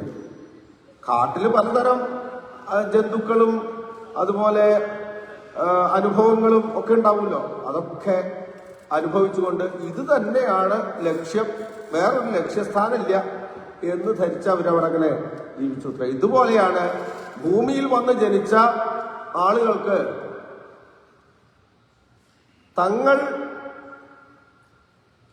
തങ്ങൾക്കൊരു ലക്ഷ്യസ്ഥാനമുണ്ട്, ഇവിടെ സ്ഥിരമല്ല എന്നൊന്നും ഓർക്കാതെ ഇവിടെ ഇങ്ങനെ ആ കാട്ടിലെ വഴിതെറ്റി വഴിയറിയാതെ അവിടെ ഇങ്ങനെ കഴിയേണ്ടി വന്ന വണിക് സംഘത്തെ പോലെയാണ് ആളുകൾ ഇവിടെ ഇങ്ങനെ ഈ ഭൂമിയിൽ വന്ന് ഇവിടെ തന്നെ ജനിച്ച് മരിക്കുകയും വീണ്ടും ജനിക്കുകയും വീണ്ടും മരിക്കുകയും ഒക്കെ ചെയ്തുകൊണ്ട് ഈ സംസാരത്തിൽ കഴിഞ്ഞുകൂടുന്നത്. അതുകൊണ്ട് രഘുഗണ ഇതൊക്കെ മതിയാക്കൂ, നിർത്തൂ, അങ്ങയുടെ ക്ഷേമം നോക്കൂ എന്നൊക്കെ പറഞ്ഞ് ഉപദേശിച്ചു. രഘുഗണൻ അങ്ങനെ ആ ഉപദേശത്തെ സ്വീകരിച്ച് അതിനനുസരിച്ച് ജീവിച്ചു എന്നൊക്കെയാണ്. അങ്ങനെയുള്ള ഭരതന്റെ ചരിതം, രഘുഗണന്റെ ചരിതം എന്നൊക്കെ പറഞ്ഞു. പിന്നീട് ആ വംശത്തിലെ കുറെ രാജാക്കന്മാരെ കുറിച്ചൊക്കെ പറയും. പ്രിയവ്രതന്റെ ആ വംശചരിതം അങ്ങനെ ഗയൻ എന്നുപേരായിട്ടുള്ള രാജാവിന്റെ കഥ പറഞ്ഞുകൊണ്ട് അങ്ങനെ സമർപ്പിക്കും. അപ്പോഴാണ് പരീക്ഷിത് മഹാരാജാവ് ഈ ഭൂഗോളത്തെ കുറിച്ച് ചോദിക്കുന്നത്. അങ്ങനെയാണ് ഭൂഗോള വർണ്ണന. ഈ ഭൂഗോളം ഒരു താമരപ്പൊട്ടിന്റെ ആകൃതിയിലാണ് എന്നാണ്. ഇതൊക്കെ നമ്മൾ ഇന്നത്തെ ഒരു ശാസ്ത്രജ്ഞാനവുമായിട്ട് അതിനെ കമ്പയർ ചെയ്യാനൊന്നും നിൽക്കണ്ട. കാരണം നേരത്തെ ഞാൻ പറഞ്ഞു, നമുക്കങ്ങനെ ഈ വാക്യാർത്ഥത്തിൽ ഒന്നും മനസ്സിലാക്കാൻ സാധിക്കില്ല. ഇപ്പൊ നമ്മൾ പറയണത് തന്നെ ശരിയായിട്ടുള്ളത് തന്നെയാണോ എന്ന് ഓർപ്പിക്കും. കാരണം എന്താ വെച്ചാൽ ഇത് പാരമഹംസ്യ സംഹിതയാണ്, പരമഹംസന്മാരുടെ സംഹിതയാണ്. അപ്പോ നമുക്ക് ആ പരമഹംസന്മാരുടെ അവസ്ഥയിലെത്തിയാലാണ് ഇതിന്റെ യഥാർത്ഥമായിട്ടുള്ള ഒരു അർത്ഥം മനസ്സിലാവുള്ളൂ. അതായത് ഭൂഗോള വർണ്ണന, ജ്യോതിർഗോള വർണ്ണന ഇതൊക്കെ ചെയ്യുമ്പോൾ ഇന്നത്തെ ശാസ്ത്രത്തിന്റെ അറിവുമായിട്ട് ചിലപ്പോ ചേരാതെ വരും. ചില ആൾക്കാർ ചേർക്കാൻ വേണ്ടി പരിശ്രമിക്കുന്നവരുണ്ട്. ഇത് നേരത്തെ പറഞ്ഞിട്ടുണ്ട്, ഭാഗവതത്തിലുള്ളത് തന്നെയാണ് ഇത് എന്നൊക്കെ പറയും. തൽക്കാലം ഇപ്പോ അതൊന്നും അന്വേഷിക്കേണ്ട, ഇതിലുള്ളത് തൽക്കാലം ഒന്ന് പറഞ്ഞു പോകാം. അതും വിശദമായിട്ടൊന്നും പറയാൻ പറ്റില്ല, ഒന്നും ഇങ്ങനെ പറഞ്ഞു പോകാമെന്ന് മാത്രമേ ഉള്ളൂ. ഭൂഗോള വർണ്ണന ഒരു താമരയുടെ ആകൃതിയിലാണത്രേ, താമരമൊട്ടിന്റെ ആകൃതിയാണെന്നാ പറയാം ഭൂമിക്ക്. അതിന്റെ നടുക്കുള്ള ആ കർണികയുടെ സ്ഥാനമാണ് സുമേരു പർവ്വതം. ഈ പർവ്വതം എവിടെയാന്ന് വെച്ച് കഴിഞ്ഞാൽ കാണില്ല. സുമേരു പർവ്വതം, അതിന്റെ ചുറ്റുമായിട്ട് ആദ്യത്തെ ദ്വീപ്, നമ്മൾ നേരത്തെ പറഞ്ഞു 7 ദ്വീപുണ്ടായി, 7 സമുദ്രം ഉണ്ടായി. ആരുടെ കഥ പറഞ്ഞപ്പോഴാണ് പറഞ്ഞത്? പ്രിയവ്രതന്റെ രഥം ഉരുണ്ട് 7 സമുദ്രം ഉണ്ടായി, 7 ദ്വീപ് ഉണ്ടായി എന്നൊക്കെ പറഞ്ഞു. അപ്പൊ ആദ്യത്തെ ദ്വീപ് സുമേരു പർവ്വതത്തെ ചുറ്റി ജംബൂ ദ്വീപ്, അതിനു ചുറ്റും ആദ്യത്തെ സമുദ്രം ക്ഷാരോദം, പിന്നെ അടുത്ത ദ്വീപ് പ്ലക്ഷം, പിന്നെ അതിനെ ചുറ്റി അടുത്ത സമുദ്രം. ഇങ്ങനെയൊക്കെയാണ് ഓരോന്നിനും വലിപ്പം ഇങ്ങനെ കൂടി ഇങ്ങനെ വരുന്ന. ഇതിൽ ആദ്യം ജംബൂ ദ്വീപിനെ കുറിച്ച് പറഞ്ഞു. ജംബൂ ദ്വീപിനെ 9 വിഭജിച്ചു എന്ന് അഗ്നിധ്രന്റെ ചരിത്രം പറഞ്ഞപ്പോൾ പറഞ്ഞു. അഗ്നിധ്രന് 9 പുത്രന്മാരെ ഉണ്ടായത്, ഓരോ വർഷങ്ങളായിട്ട് ഓരോ രാജ്യങ്ങളായിട്ട് വിഭജിച്ച് 9 പേർക്കായിട്ട് കൊടുത്തു എന്ന് പറഞ്ഞു. ആ 9-ൽ ഒന്നാണ് ഭാരതം, അഥവാ അജനാഭം എന്നായിരുന്നു നേരത്തെ പേര്. അപ്പോ ഈ സ്കന്ധത്തിന്റെ ലക്ഷണം സ്ഥാനം എന്നതായതുകൊണ്ട് ഇവിടെയൊക്കെ ഈശ്വരൻ ഓരോ രൂപത്തിൽ ഇരിക്കുന്നുണ്ട്, ഭഗവാൻ, അവിടെയൊക്കെ ഭക്തന്മാര് ഉണ്ട് എന്നൊക്കെയാണ് പറയുന്നത്. അപ്പൊ അതില് ആദ്യം മധ്യത്തിലുള്ള ദ്വീപാണ്, മധ്യത്തിലുള്ള വരുഷമാണ് അല്ലെങ്കിൽ രാജ്യമാണ് ഇളാവൃതം എന്ന് പേരായിട്ട്. ഇളാവൃതത്തിൽ സംഘർഷണമൂർത്തിയാണ് അവിടെ ഭഗവാൻ, ഭജിക്കപ്പെടുന്ന ഭഗവാൻ, ഭജിക്കുന്നത് ശിവനും പാർവതിയുമാണ്. ഈ ഇളാവൃതത്തിന്റെ പ്രത്യേകത അവിടെ ശിവൻ മാത്രമേ പുരുഷനായിട്ടുള്ളൂ എന്നാണ്. ബാക്കിയുള്ളവരൊക്കെ സ്ത്രീകളാണ്. ഏത് പുരുഷന്മാരും ഇളാവൃതത്തിലേക്ക് വന്നാലും സ്ത്രീയാവും. അങ്ങനെ പ്രശ്നമുണ്ട്. ഒക്കെ നമുക്ക് 9ാമത്തെ സ്കന്ധം ആരംഭിക്കുമ്പോൾ നമുക്ക് അതിനെക്കുറിച്ച് വീണ്ടും കേൾക്കാം. അപ്പോ അവിടെ സംഘർഷണമൂർത്തിയെ ഭജിച്ചുകൊണ്ട് പ്രാർത്ഥിച്ചുകൊണ്ട് ശിവനും പാർവതിയും ഇരിക്കുന്നു. പിന്നെ അടുത്തത് ഭദ്രാശ്വ വരുഷം എന്ന് പറഞ്ഞിട്ട് അടുത്ത ഒരു വരുഷം അല്ലെങ്കിൽ രാജ്യം. അവിടെ ഭദ്രശ്രവസ്സുകൾ ഹയഗ്രീവനെയാണ് അവിടെ പൂജിക്കുന്നത്. അവരുടെ സ്തുതികളൊക്കെ ഉണ്ട്. പിന്നെ ഹരിവരുഷം അടുത്തത് 3ാമത്തെ. അവിടെ നരസിംഹമൂർത്തിയാണ്. നരസിംഹമൂർത്തിയെ ഭജിച്ചുകൊണ്ട് പ്രഹ്ലാദൻ തന്നെയാണ്. പ്രഹ്ലാദനും പിന്നെ അദ്ദേഹത്തിന്റെ കൂടെ വേറെ കുറെ ആൾക്കാരുണ്ട്. ആ പ്രഹ്ലാദന്റെ പ്രാർത്ഥന അത് വളരെ വിശേഷമാണ്. അദ്ദേഹം പ്രാർത്ഥിക്കുന്നത് എന്താണെന്ന് വെച്ചാൽ സ്വസ്ത്യസ്തു വിശ്വസ്യ. ആദ്യത്തെ 2 വാക്കാണ് സ്വസ്ത്യസ്തു വിശ്വസ്യ. വിശ്വത്തിന് മുഴുവൻ സ്വസ്തി ഉണ്ടാവട്ടെ എന്നാണ് അദ്ദേഹം പ്രാർത്ഥിക്കുന്നത് നരസിംഹമൂർത്തിയോട്. ഈ ലോകം മുഴുവൻ സുഖമാവട്ടെ, ലോകത്തിന് മുഴുവൻ സുഖം ഉണ്ടാവട്ടെ എന്ന് മാത്രമല്ല ഖല പ്രസീദത, ദുഷ്ടന്മാരൊക്കെ ശാന്തരാവട്ടെ എന്ന് പ്രാർത്ഥിക്കുക. ഇങ്ങനെ ആ പ്രഹ്ലാദന്റെ ആ പ്രാർത്ഥനയൊക്കെ വളരെ വിശേഷമാണ്. പിന്നെ അടുത്തത് കേതുമാലം എന്നു പേരായിട്ടുള്ള വരുഷം. ജംബൂദ്വീപിലെ 9 വരുഷങ്ങളെ കുറിച്ചാണ് പറയുന്നത്. കേതുമാലം എന്നു പേരായിട്ടുള്ള സ്ഥലത്ത് കാമദേവനാണ് ആരാധിക്കപ്പെടുന്ന. കാമദേവ സ്വരൂപത്തിൽ ഭഗവാൻ, ആരാധിക്കുന്നത് ലക്ഷ്മി ദേവി. ലക്ഷ്മി ദേവി അവിടെ പ്രാർത്ഥിക്കുന്നു. എന്താ ലക്ഷ്മി ദേവി പ്രാർത്ഥിക്കുന്നത്? അല്ലയോ ഭഗവാനെ, എല്ലാവരും എന്നെ വേണം എന്ന് പറഞ്ഞ് എന്നെ ഭജിക്കണം. പക്ഷെ ആ മണ്ടന്മാർക്ക് അറിയില്ല, ഞാൻ എന്നെ ഭജിക്കുന്നവരുടെ അടുത്തേക്കല്ല ഞാൻ പോവുക. പിന്നെയോ ഞാൻ അങ്ങയെ ഭജിക്കുന്ന ഭഗവാനെ ഭജിക്കുന്ന ആളുകളുടെ അടുത്താണ് ഞാൻ ഉണ്ടാവുക എന്ന് അവർക്കറിയില്ല. കാരണം എന്താ? ഞാൻ എപ്പോഴും അങ്ങയുടെ പാദപൂജ ചെയ്യാൻ ആഗ്രഹിക്കുന്നവളാണ്. എനിക്ക് അങ്ങയെ വിട്ടിട്ട് പോകാൻ സാധിക്കുകയില്ല. അതുകൊണ്ട് അങ്ങയെ ആര് പൂജിക്കുന്നുവോ അവരുടെ അടുത്താണ് ഞാൻ ഉണ്ടാവുക എന്ന് ആളുകൾ മനസ്സിലാവുന്നില്ല. അതുകൊണ്ട് ആളുകൾ എന്നെ ഭജിക്കും, അങ്ങയെ ഭജിക്കില്ല. അവരുടെ അജ്ഞാനത്തെ നീക്കണേ എന്നൊക്കെയാണ് പ്രാർത്ഥിക്കുന്നത്. പിന്നെ രമ്യകം എന്നു പേരായിട്ടുള്ള വരുഷം. അവിടെ അര്യമാവാണ്. അവിടെ മത്സ്യമൂർത്തിയാണ്. ആ മത്സ്യമൂർത്തിയെ ഭജിച്ചുകൊണ്ടിരിക്കുന്നത്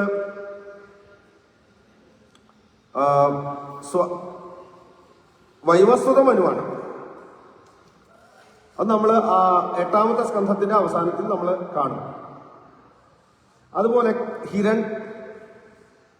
ഹിരൺമയം എന്നു പേരായിട്ടുള്ള വരുഷം.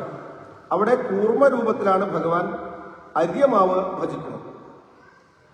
ഉത്തരഗുരു എന്നു പേരായിട്ടുള്ള രാജ്യം. അവിടെ വരാഹരൂപത്തിൽ ഭഗവാൻ ഭൂമിദേവി ഭജിക്കണം. കിംപുരുഷം എന്നു പേരായിട്ടുള്ള വരുഷം.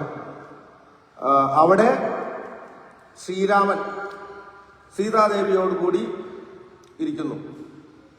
ഭജിക്കണത് ഹനുമാൻ. ഹനുമാൻ എന്താ പറയണത്? മർത്യാവതാരസ്തിഹ മർത്യശിക്ഷണം രക്ഷോവധായവ ന കേവലം വിഭോ. അല്ലയോ ഭഗവാനെ, അങ്ങ് മനുഷ്യനായിട്ട് അവതരിച്ച് മനുഷ്യനാട്ടിൽ നടിച്ച് ലീലകളാടിയത് മനുഷ്യരെ പഠിപ്പിക്കാൻ വേണ്ടിയിട്ടാണ്, മർത്യരെ പഠിപ്പിക്കാൻ വേണ്ടിയിട്ടാണ്. എന്ത് പഠിപ്പിക്കാൻ? മനുഷ്യനായിട്ട് ജനിച്ചു കഴിഞ്ഞാൽ പല തരത്തിലുള്ള പ്രശ്നങ്ങളൊക്കെ ഉണ്ടാവും. പക്ഷേ നിങ്ങൾ ധർമ്മം ഉപേക്ഷിക്കരുത്, ധാർമ്മികമായിട്ട് ജീവിക്കണം എന്ന് പഠിപ്പിക്കാൻ വേണ്ടിയിട്ടാണ് ശ്രീരാമനായിട്ട് മനുഷ്യനായിട്ട് ഭഗവാൻ അവതരിച്ചിരിക്കുന്നത് എന്ന് ഹനുമാൻ പറയാണ്. പിന്നെ നരനാരായണന്മാരാണ് അവസാനത്തെ 9ാമത്തെ വരുഷം, ഭാരത വരുഷം.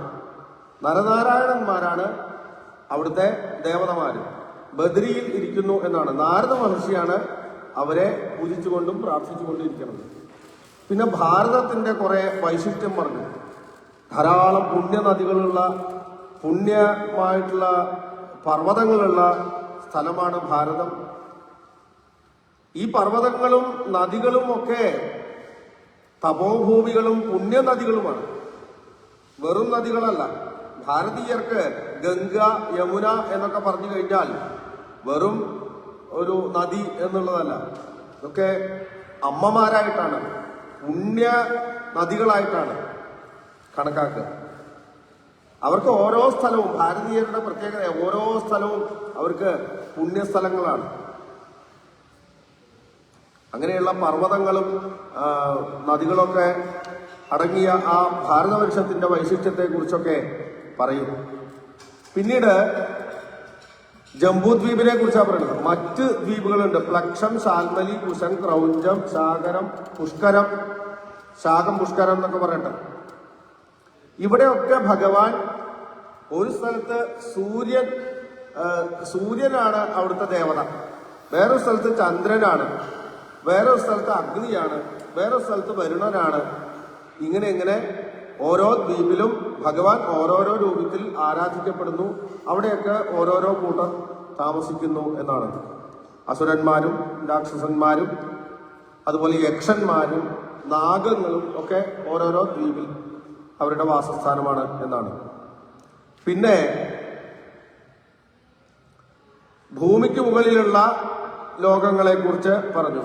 അപ്പോഴാണ് സൂര്യൻ 12 രാശിയിലൂടെ ചരിക്കുന്നതിനെ കുറിച്ചും സൂര്യരഥത്തെക്കുറിച്ചും സൂര്യന്റെ ചലനം കൊണ്ടുണ്ടാവുന്ന ദിവസം, മാസം, വരുഷം ഇതിനെക്കുറിച്ചൊക്കെ പറഞ്ഞു. സൂര്യനും മുകളിലാണത്രേ ചന്ദ്രന്റെ സ്ഥാനം, അതിനും മുകളിലാണ് സപ്തർഷികളുടെ സ്ഥാനം. ഇങ്ങനെയൊക്കെ പറയും. പിന്നീട് ശിംസുമാര സ്വരൂപത്തെ കുറിച്ച് പറഞ്ഞു. ശിംസുമാര സ്വരൂപം എന്ന് പറഞ്ഞു കഴിഞ്ഞാൽ അന്തരീക്ഷത്തിൽ സൂര്യനും ചന്ദ്രനും അടങ്ങുന്ന ഗ്രഹ നക്ഷത്ര സമൂഹങ്ങളൊക്കെ ഒരു പ്രത്യേക രൂപത്തിലാണ് കിടക്കുന്നത് എന്നാണ്. ഈ രൂപത്തെയാണ് ശിംസുമാര സ്വരൂപം എന്ന് പറയുന്നത്. ഒരു മുതല വാല് കടിച്ച് കിടക്കുന്ന ഒരു രൂപത്തിലാണത്ര. അപ്പോ ഇതിനെ ഭഗവാന്റെ വിശേഷമായിട്ടുള്ള ഒരു സ്വരൂപമായിട്ട് ജ്ഞാനികൾ കാണുന്നു എന്നാണ്. അതുകൊണ്ട് ഓരോ സന്ധ്യയിലും ശിംസുമാര ഉപാസന ചെയ്തു കഴിഞ്ഞാൽ അതാത് സമയത്ത് ചെയ്യുന്ന പാപങ്ങളൊക്കെ ഇല്ലാതെയാവും എന്ന് പറഞ്ഞു. പിന്നീട് അധോലോകങ്ങളെ കുറിച്ച് പറഞ്ഞു. അതലം, വിതലം, സുതലം എന്നൊക്കെ പറഞ്ഞിട്ടുള്ള ലോകങ്ങളുണ്ടെന്ന് പറഞ്ഞല്ലോ. ആ ലോകങ്ങളെ കുറിച്ചൊക്കെ പറഞ്ഞു. അതിനുശേഷമാണ് സംഘർഷണമൂർത്തി ഈ എല്ലാ ലോകങ്ങളും 14 ലോകങ്ങളും അടങ്ങുന്ന ബ്രഹ്മാണ്ടത്തെ ഒരു കടുകുമണി പോലെയാണ് തന്റെ ഒരു ഫണത്തിൽ ഇത് വഹിക്കണത് എന്നാണ്. സംഘർഷണമൂർത്തിക്ക് ഇതൊരു കടുകുമണി പോലെയുള്ളൂ എന്നാണ്. ഇതൊക്കെ കഴിഞ്ഞപ്പോഴാണ് രാജാവ് നരകലോകങ്ങളെ കുറിച്ച് അങ്ങ് പറഞ്ഞില്ലല്ലോ, നരകമുണ്ടെന്ന് കേട്ടിട്ടുണ്ട്, അത് എവിടെയാണെന്ന്. അപ്പൊ ഭൂമിയിൽ തെക്ക് മാറി കുഴിച്ചാൽ നരകം കിട്ടുന്നു, നരകം കാണുന്നതാണ്. അപ്പൊ എത്ര തരത്തിലുള്ള നരകമുണ്ട്? ആദ്യം 28 നരകങ്ങളുടെ പേരൊക്കെ പറഞ്ഞു. അങ്ങനെ 28 നരകങ്ങളിൽ എന്തൊക്കെ യോഗ്യത ഉണ്ടെങ്കിൽ ചെല്ലാൻ പറ്റും അതൊക്കെ വിസ്തരിച്ച് പറഞ്ഞു. ഓരോ നരകത്തിൽ കുംഭി ഭാഗത്തിൽ എങ്ങനെയായാലും പോകാൻ പറ്റും, അവിടെ ചെന്ന് കഴിഞ്ഞാൽ എന്താ അനുഭവിക്കേണ്ടി വരിക, അസിപത്ര വനത്തിൽ എങ്ങനെയായാലും പോകാൻ പറ്റുക, ഇങ്ങനെ അനേകണ്ട്. രൗരവം, മഹാരൗരവം,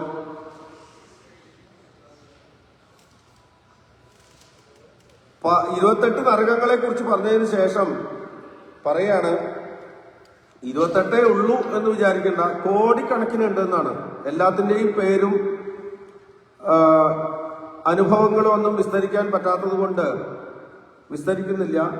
ഇതിങ്ങനെ കോടിക്കണക്കിന് ഇങ്ങനെ വർദ്ധിച്ചുകൊണ്ടിരിക്കുകയാണ് അത്ര. കാരണം എന്താ വെച്ച് കഴിഞ്ഞാൽ ഇവിടെ ഇങ്ങനെ ആളുകൾ പുതിയ രീതിയിൽ അപ്പൊ അന്നൊന്നും സൈബർ ക്രൈം ഒന്നും ഇല്ലല്ലോ, അതുകൊണ്ട് അങ്ങനെയുള്ള നരകങ്ങളില്ല. അപ്പൊ അതൊക്കെ ഉണ്ടാവില്ല.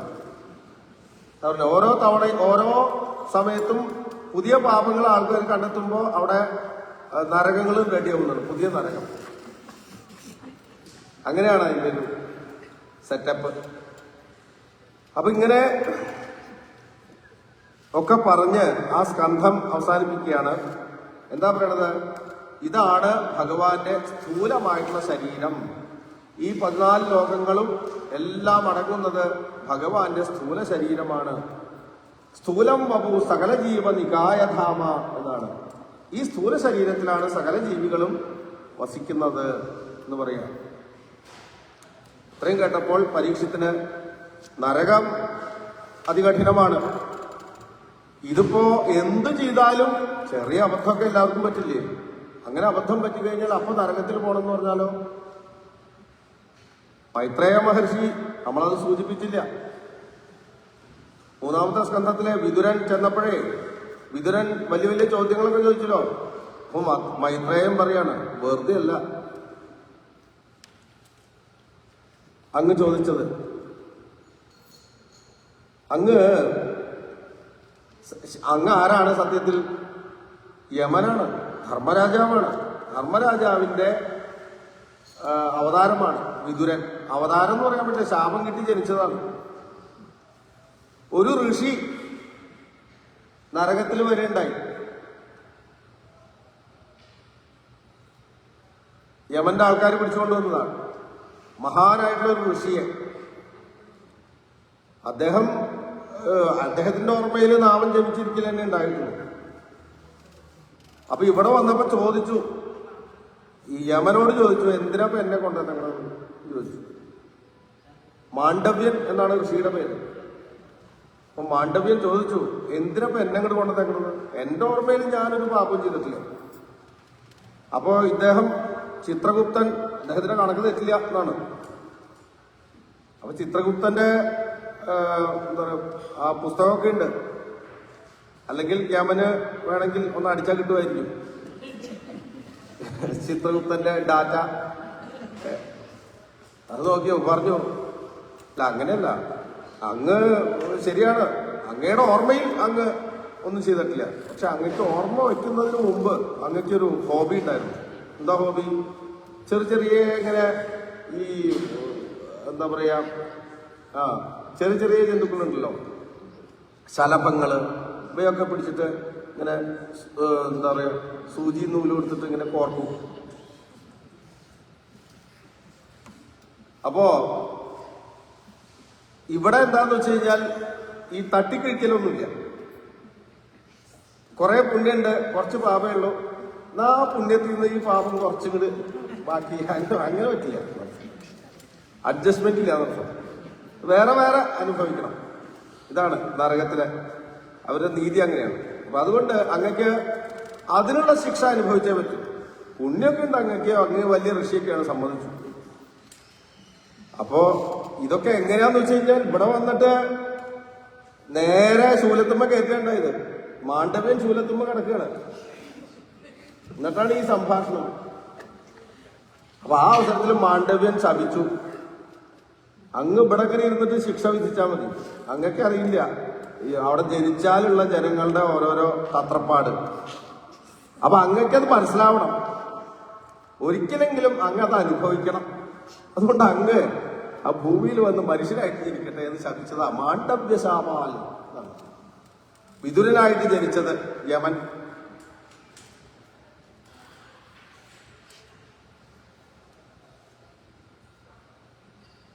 അപ്പോ നരകത്തില് ഈ പരീക്ഷത്ത് പറയാണ് ശ്രീശുഖനോട്, മാണ്ഡവ്യൻ വരെ നരകത്തിൽ പോയെന്ന് വെച്ച് കഴിഞ്ഞാൽ പിന്നെ ആരാ അവിടെ പോകാത്തത്? ആർക്കും വേണമെങ്കിൽ എന്ത് ചെയ്താലും എന്തെങ്കിലുമൊക്കെ ഒരു അബദ്ധം പറ്റാത്ത ആൾക്കാരില്ലല്ലോ. അപ്പൊ ഒരു നരകം അനുഭവിക്കേണ്ടി വരുന്നതാണ്. ഈ നരകം കേട്ടിടത്തോളം അതികഠിനമാണ്. നരകത്തിൽ നിന്ന് രക്ഷപ്പെടാൻ ഒരു വഴിയില്ലേ എന്നാണ് ചോദിക്കുന്നത്. അപ്പൊ പറഞ്ഞു, ഓരോ പാപത്തിനും ഇന്ന പരിഹാരം എന്ന് വൈദിക വിധിയുണ്ടല്ലോ, അത് ചെയ്താൽ ആ പാപത്തിൽ നിന്ന് രക്ഷപ്പെടും. അതിനാണല്ലോ ജ്യോത്സ്യന്റെ അടുത്ത് പോണത്. എന്തെങ്കിലും പ്രശ്നം ഉണ്ടാവും. അപ്പൊ അദ്ദേഹം പറയും ഇതാ ഇന്ന ഹോമം ചെയ്താൽ മതി, അല്ലെങ്കിൽ ശയനപ്രദക്ഷിണം ചെയ്താൽ മതി, എന്തെങ്കിലുമൊക്കെ പറയുന്നു.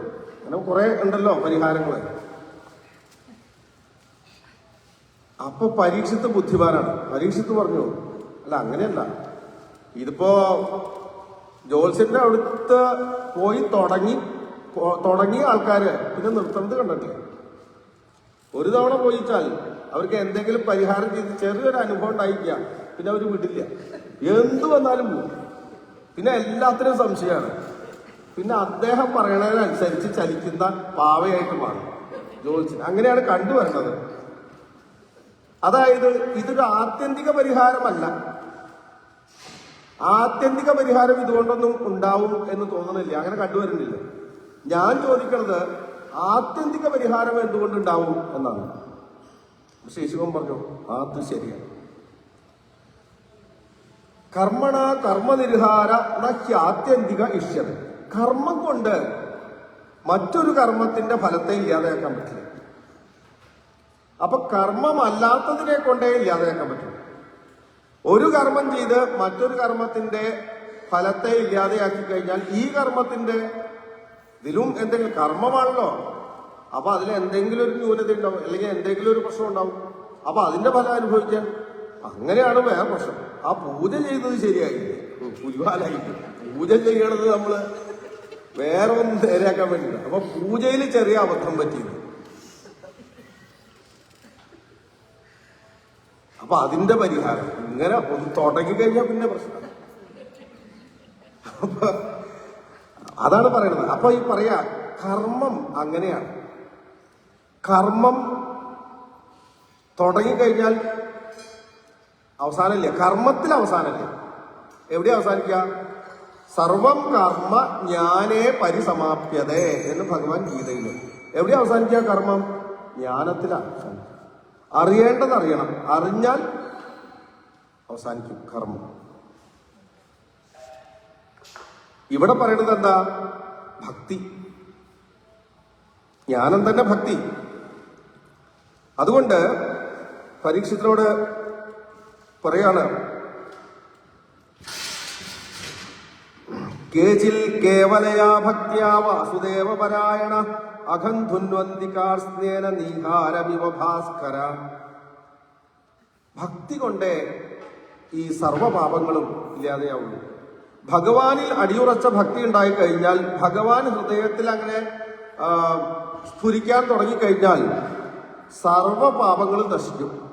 ഏതുപോലെ സൂര്യൻ ഉദിച്ചാൽ മഞ്ഞ് കണങ്ങളൊക്കെ, രാത്രിയിൽ ഉണ്ടായിട്ടുള്ള മഞ്ഞ് കണങ്ങളൊക്കെ ഉരുകി ഒലിച്ചൊഴുകി പോകുന്നത് പോലെ ഭഗവാൻ ഹൃദയത്തിൽ അങ്ങനെ തെളിയാൻ തുടങ്ങിക്കഴിഞ്ഞാൽ പിന്നെ അയാൾക്ക് പാപമൊന്നുമില്ല എന്നാണ്, എല്ലാം ഒലിച്ചു പോകും എന്നാണ്. അതുകൊണ്ട് ഭക്തിയാണ് നേടേണ്ടത് എന്ന് പറയാം. ഭക്തി കൊണ്ട് മാത്രമേ പരിഹാരം ഉണ്ടാവുള്ളൂ. ന തഥാ ഹ്യഘവാൻ രാജൻ പൂയേത തപാദിഭി യഥാ കൃഷ്ണാർപ്പിത പ്രാണസ്തൽപൂരുഷ നിഷേവയാ എന്നാണ്. അതുകൊണ്ട് മറ്റൊരു കർമ്മം കൊണ്ടും ശുദ്ധി വരില്ല. തപസ് ചെയ്താൽ പോലും ദീർഘകാലം ഇങ്ങനെ പല വ്രതങ്ങൾ അനുഷ്ഠിച്ചും പല രീതിയിലും തപസ് ചെയ്തു. തപസ് ചെയ്യാന്ന് തപിക്കുക എന്ന് പറഞ്ഞാൽ, തപിപ്പിക്കുക എന്ന് പറഞ്ഞാൽ സ്വയം പീഡിപ്പിക്കുക എന്നാണ് അർത്ഥം. ഒരർത്ഥം സ്വയം പീഡിപ്പിക്കലാണ് ഈ തപസ്. അതുകൊണ്ടും ശുദ്ധി വരില്ല. ഏതുപോലെ ഭക്തി ചെയ്യുന്നത് പോലെ ഈശ്വരനെ അർപ്പിച്ച് ജീവിക്കുന്നത് പോലെ മറ്റെന്ത് പീഡനം ചെയ്താലും തപസ് ചെയ്താലും ശുദ്ധി വരില്ല. അതുകൊണ്ട് ഏതെങ്കിലും പ്രകാരത്തിൽ ആ ഭഗവാനിൽ മനസ്സ് പരിപൂർണമായിട്ട് അർപ്പിക്കലാണ് വേണ്ടത്. ഇതിന് ഉദാഹരണമായിട്ട് ആണ് അജാമിലന്റെ കഥ പറയണത്. സകൃന്മന കൃഷ്ണപദാരവിന്ദയോ നിവേശിതം തൽപുനരാഗിയൈരിഹ നദേയമം പാശഭൃതശ്ച തൽഫടാൻ സ്വപ്നേപി പശ്യന്തി തീർണ നിഷ്കൃതാഹ. ഒരിക്കലെങ്കിലും കൃഷ്ണനിൽ മനസ്സ് അർപ്പിച്ചു കഴിഞ്ഞാൽ പിന്നെ യമഭടന്മാര് പോലും സ്വപ്നത്തിൽ വരില്ല. സ്വപ്നത്തിൽ പോലും യമഭടന്മാർ വരില്ല എന്നാണ്. അതാണ് ഭക്തിയുടെ വൈശിഷ്ട്യം എന്ന് പറയുന്നു. അതിന് ഉദാഹരണമായിട്ട് അജാമിളന്റെ കഥ പറയാം. അജാമിളൻ ഒരു ബ്രാഹ്മണനാണ്. അദ്ദേഹം നല്ല വേണ്ട രീതിയിൽ ധാർമ്മികമായിട്ട് ജീവിച്ച ഒരാളാണ്. പക്ഷെ യാദൃശികമായിട്ട് അദ്ദേഹത്തിനൊരു വേശ്യാ സംഘമുണ്ടായി. അദ്ദേഹം കാട്ടിൽ ഈ നിത്യം ചെയ്യേണ്ട പൂജയ്ക്ക് സാധനങ്ങളൊക്കെ, പൂക്കൾ പറിക്കുക, ചമത പറിക്കുക, ഇതിനൊക്കെ വേണ്ടി അദ്ദേഹം കാട്ടിൽ പോയതാ ഒരിക്കൽ. അപ്പോൾ അവിടെ ഒരു സ്ത്രീയെ കണ്ടു. ആ സ്ത്രീ ജാരനോടൊപ്പം അങ്ങനെ കളിച്ച് രസിക്കുകയായിരുന്നു. ശബ്ദം കേട്ട് നോക്കിയതാണ്. അപ്പൊ ഒരു ആകർഷണം തോന്നി. പിന്നെ വീണ്ടും പലതവണയായിട്ട് കണ്ടുമുട്ടി. അവളുടെ വലയിൽ അജാമിളൻ വീണു. എന്തിനു പറയുന്നു? പതുക്കെ പതുക്കെ അജാമിളൻ താൻ വിവാഹം കഴിച്ച ഭാര്യയെയും അച്ഛനമ്മമാരെയും എല്ലാം ഉപേക്ഷിച്ച് ഇവളുടെ അടുത്തായി വാസം. അങ്ങനെ അജാമിളന് അവളിൽ 10 പുത്രന്മാരുണ്ടായി എന്നാണ്. 10ാമത്തെ പുത്രന് നാരായണൻ എന്ന് പേരിട്ടു. എന്തോ കാരണവശാൽ അങ്ങനെ ഒരു പേരിടാൻ തോന്നി. 10ാമത്തെ പുത്രന് 5 വയസ്സായപ്പോൾ അജാമിളന് പ്രായം 80 കഴിഞ്ഞു. ഇപ്പൊ അദ്ദേഹം കിടപ്പിലായിരുന്നു. അദ്ദേഹത്തിന് എഴുന്നേറ്റ് നടക്കാൻ പോലും പറ്റില്ല. എന്തോ വലിയ അസുഖം. പക്ഷെ അപ്പോഴും ആ ചെറിയ കുട്ടിയോടുള്ള വാത്സല്യം കാരണം അദ്ദേഹം എപ്പോഴും ആ കുട്ടിയെ വിളിച്ചുകൊണ്ടിരിക്കും. കുട്ടിയുടെ പേര് നാരായണൻ എന്നാണല്ലോ. അപ്പൊ നാരായണ ഇങ്ങോട്ട് വരൂ, നാരായണ ഇങ്ങനെ ഓടിക്കളിക്കണ്ട, വീഴും എന്നൊക്കെ പറയും. ഇങ്ങനെ നാരായണ നാരായണ എന്നുള്ള വിളി കുട്ടിയെ ഓർത്തിട്ടാണെങ്കിലും അദ്ദേഹം തുടർന്നുകൊണ്ടിരുന്നു. അങ്ങനെ അദ്ദേഹത്തിന്റെ അവസാന നിമിഷമായി. ആ അവസാന നിമിഷത്തിലും ആ ഊർധ്വൻ വലിക്കുന്ന അവസരത്തിൽ അദ്ദേഹം നേരിട്ട് കാണാനാണ് യമഭടന്മാരെ. കണ്ടാൽ തന്നെ പേടിപ്പെടുത്തുന്ന രൂപം. അവരുടെ കയ്യിൽ കയറൊക്കെ ഉണ്ട്, ദണ്ടുണ്ട്. 2-3 പേരാ. ഇവരെ കണ്ടപ്പോ പേടിച്ച് അവസാനം വിളിച്ചതും നാരായണ എന്നാണ്. കാരണം ആ കുട്ടിയെങ്ങാനും ഇത് കണ്ട് പേടിച്ചാലോ എന്ന് വിചാരിച്ചിട്ടാണോ എന്നറിയില്ല. ദൂരെ കളിച്ചുകൊണ്ടിരിക്കുന്ന, ദൂരെ ക്രീഡനകാസക്തം പുത്രം നാരായണാഹ്വയം ആജുഹാവാകുല. അങ്ങനെയാണ് വിളിച്ചത് അവസാനത്തിലും. നിശമ്യം മ്രിയമാണസ്യ. അപ്പൊ ആ വിളിയോടുകൂടി അദ്ദേഹത്തിന്റെ ചേതന പറ്റു. യമഭടന്മാര് അദ്ദേഹത്തെ പിടിക്കാൻ തുടങ്ങുകയാണ്. അപ്പോഴേക്കും ഭഗവാന്റെ പാർഷദന്മാര് 4 പേര്, ഭഗവാന്റെ അതേ സ്വരൂപം, 4 കൈകളിൽ ശംഖുചക്രഗദാപത്മങ്ങളൊക്കെ ഉണ്ട്, മഞ്ഞപ്പട്ട് കൊടുത്തിട്ടുണ്ട്. ഭഗവാന്റെ അതേ സ്വരൂപമാണ്. അവരവിടെ വന്ന് യമഭടന്മാരെ തടഞ്ഞു. അപ്പോ യമഭടന്മാർ ചോദിച്ചു, നിങ്ങൾ ആരാണ്? ഞങ്ങൾ സാക്ഷാൽ ധർമ്മ രാജാവിന്റെ കിങ്കരന്മാരാണ്. ഞങ്ങളെ തടയാൻ വന്ന് നിങ്ങൾ ആരാണ്? മനസ്സിലായില്ലല്ലോ. ഞങ്ങൾക്ക് ഇന്നേ അവർ ഇങ്ങനൊരു അനുഭവം ഉണ്ടായിട്ടില്ല. യമന്റെ ആളുകൾക്ക് ഒരു തോൽവി ഉണ്ടായിട്ടില്ല.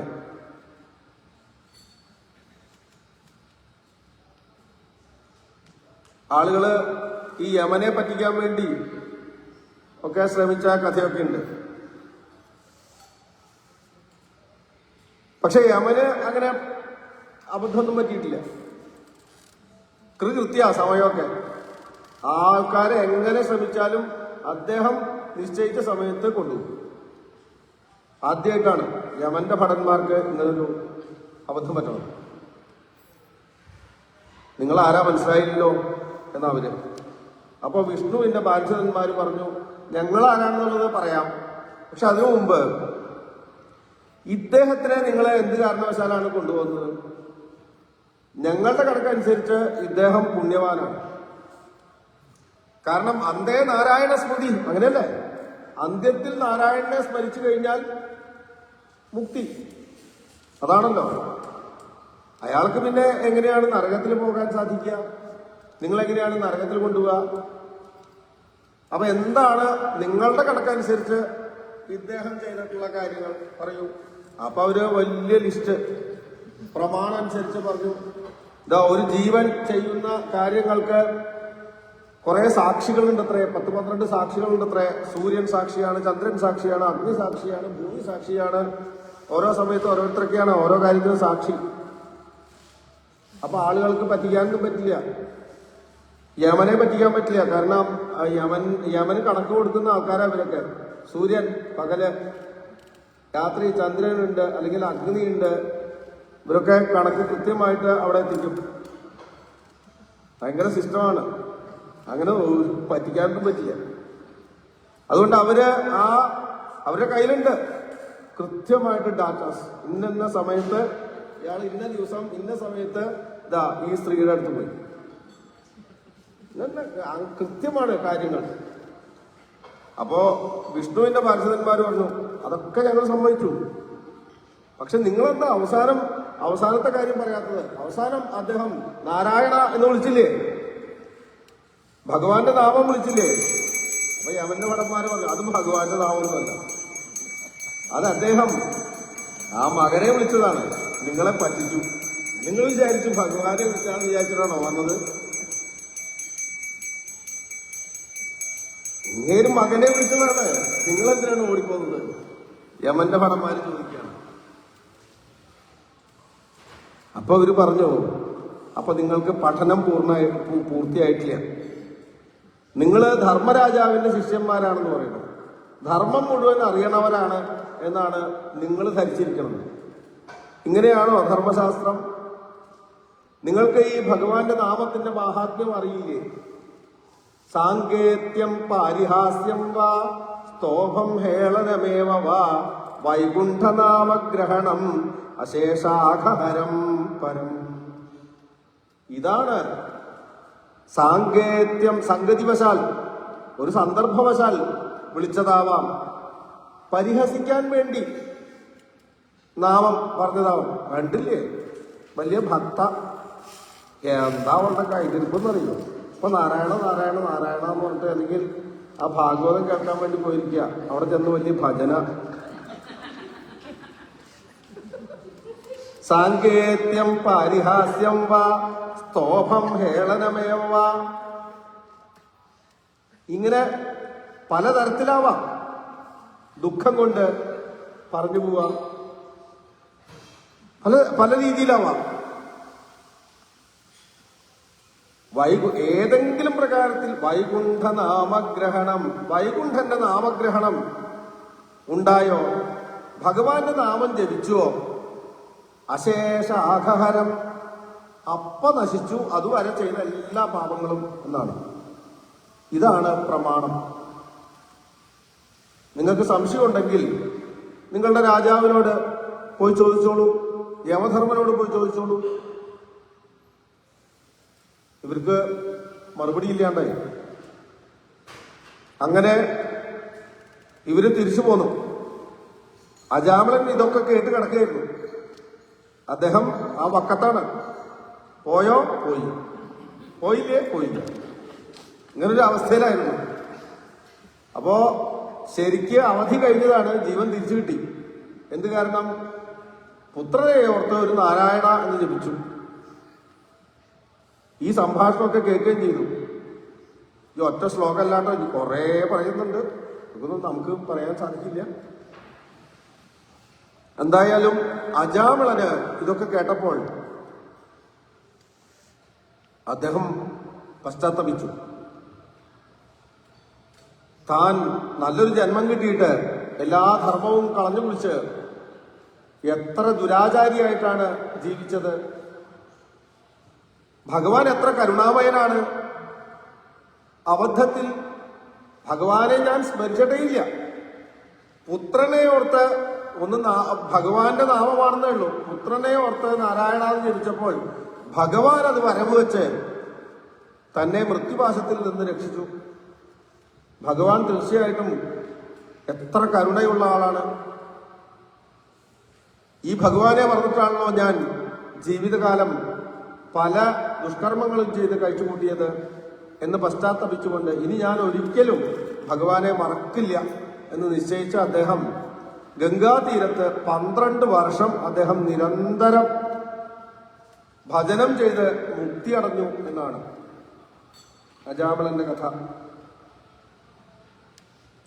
ഈ 6ാമത്തെ സ്കന്ധത്തിൽ ഇത്തരം കഥകളാണ്. ഏതെങ്കിലും കാരണവശാൽ വഴിതെറ്റിപ്പോയിട്ടുണ്ടെങ്കിൽ അവരെ തിരിച്ച് തന്നിലേക്ക് ഉദ്ധരിക്കുന്ന ലീലകളാണ് പോഷണം. പോഷിപ്പിക്കുന്ന, ഭക്തന്മാരെ പോഷിപ്പിക്കുന്ന ലീലകളാണ് പോഷണം. പോഷണം എന്നാണ് ലക്ഷണത്തിന്റെ പേര് 6ാമത്തെ സ്കന്ധത്തിന്റെ. ഈ യമ ഭടന്മാര് ധർമ്മരാജാവിന്റെ അടുത്ത്, യമന്റെ അടുത്ത് എന്ന് കാര്യം പറഞ്ഞു. അത് ചോദിച്ചു, ഈ 2 ആളുകള് ഒരു കാര്യം മാനേജ് ചെയ്യാൻ 2 ആളുകൾ ഉണ്ടെന്ന് വെക്കാം. ആ 2 പേരും തമ്മിൽ ഒരു യോജിപ്പില്ലാന്ന് വെക്കാം. എങ്ങനെ ശരിയാവും? ഈ ഭൂമിയിലെ ജീവന്മാരുടെയൊക്കെ അവസാന വാക്ക് അങ്ങാണെന്നാണ് ഞങ്ങൾ വിചാരിച്ചിരുന്നത്. ഞങ്ങൾക്ക് ഇന്നേ വരെ ഇതുപോലൊരു അനുഭവം ഉണ്ടായിട്ടില്ല. ഇതിപ്പോ വേറെ ചിലർ വന്ന് അവരാണ് ഇതിന്റെ അവകാശി എന്ന് പറയുന്നു. അപ്പൊ ഞങ്ങൾക്ക് മനസ്സിലാവണില്ല. അപ്പൊ അങ്ങക്ക് ഏതൊക്കെയാണ് അവകാശമുള്ളതെന്ന് പറയും. ഞങ്ങൾ പോവാണ്ടാത്ത സ്ഥലം ഉണ്ടെങ്കിൽ അത് പറയും. ഞങ്ങൾക്ക് മനസ്സിലാവില്ല. ഞങ്ങളിപ്പോ ഇതെല്ലാം നമ്മുടെയാണ് എന്നല്ല വിചാരിക്കുന്നത്. ഇതുവരെ അങ്ങനെ അനുഭവം ഉണ്ടായിരുന്നു. ഇതിപ്പോ ആദ്യമായിട്ടാണ്.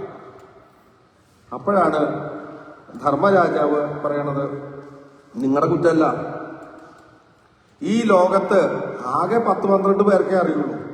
എന്ത്? ഭഗവൻ നാമത്തിന്റെ മാഹാത്മ്യം. അതിലൊരാള് ഞാനാണ്. പിന്നെ കുറച്ച് പേരുടെ പേരൊക്കെ പറയും. 10-12 പേരേ ഉള്ളൂ എന്നാണ് ആകെ. ഭഗവാന്റെ നാമം വളരെ ലളിതമാണ്. അതിന് ഇത്രയധികം ശക്തിയുണ്ട് എന്ന് തിരിച്ചറിയാൻ സാധാരണക്കാർക്ക് കഴിയില്ല. അവരെന്ത് ചെയ്യും? അവരോട് പറയാണ്, എന്തെങ്കിലും ഒരാള് ഒരു വലിയ പ്രശ്നമായിട്ട് വന്നു. ഇപ്പൊ ഒരു ഡോക്ടറുടെ അടുത്ത് പോയി നോക്കി. നമ്മളെ ഒരു രസികനായിട്ടുള്ളൊരു ഡോക്ടർ ഉണ്ടായിരുന്നു, ഇപ്പോഴും ഉണ്ട്. അദ്ദേഹം ഈ ഒരു കീർത്തനം ഒരു പാടിയിട്ടുണ്ടായിരുന്നു, ചൊല്ലിയിട്ടുണ്ടായിരുന്നു. ഇവിടെ ഒരു വട്ടം അമ്പാടി കണ്ണനെ കണ്ടാൽ ഞാൻ എന്ന് പറഞ്ഞിട്ട് ഒരു കീർത്തനം പാടിയിട്ടുണ്ടായിരുന്നു. അതൊക്കെ എഴുതിയ ഒരു ഡോക്ടറാണ്, ഇപ്പോഴും ഉണ്ട്. ഭാഗവതമൊക്കെ സപ്താഹമൊക്കെ നടത്താറുണ്ടായിരുന്നു. ആയുർവേദ ഡോക്ടറാണ്, നല്ല ഡോക്ടറാണ്, ഗംഭീര തിരക്കൊക്കെയാണ്.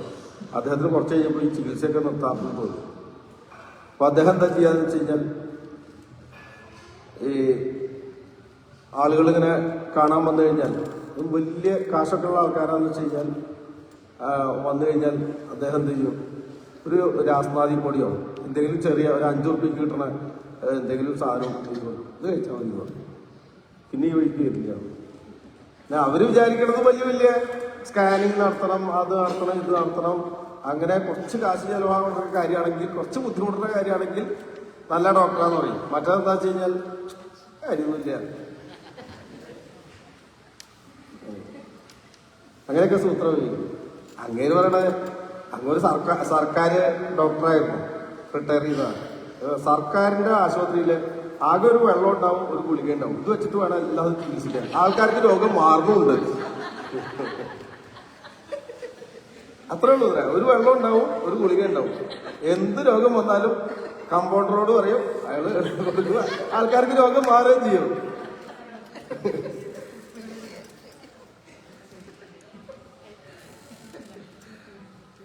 ചുരുക്കം പറഞ്ഞാൽ ഈ സിമ്പിൾ ആയിട്ടുള്ള കാര്യം ആളുകൾ വലിയ പ്രശ്നമായിട്ട് വരികയാണ്. നിങ്ങള് ഒരു നാമം ജപിച്ചാൽ മതി എന്ന് പറഞ്ഞു കഴിഞ്ഞാൽ തൃപ്തിയാവില്ല. അതുണ്ടാവില്ല, എനക്കൊന്നും അറിയില്ല. അതാണ് അയാൾ ഇങ്ങനെ പറയുന്നത്. നേരെ മറിച്ച് നിങ്ങള് സുദർശന ഹോമം ചെയ്യണം, വേറെ എന്തെങ്കിലും ആനയെ നടയിരുത്തണം എന്നൊക്കെ പറഞ്ഞ് കുറച്ച് കഷ്ടപ്പെട്ടിട്ടാണെങ്കിലും ലോൺ എടുത്തിട്ടാണെങ്കിലും കാശൊക്കെ ഉണ്ടാക്കി അവസാനം കടമായിട്ട് ഇയാളെ വീടും വിൽക്കേണ്ടി വരും. ഇങ്ങനെ എന്നാലും വേണ്ടില്ല, അത് ചെയ്താൽ ഒരു ആശ്വാസം ഉണ്ടല്ലോ. അതാണ് ആളുകളുടെ അവസ്ഥ. അല്ലാണ്ട് ഇത് മനസ്സിലാവാത്തതുണ്ടല്ലോ. പണ്ട് രാമകൃഷ്ണപരമഹംസരൊക്കെ ഒരു കഥ പറയും.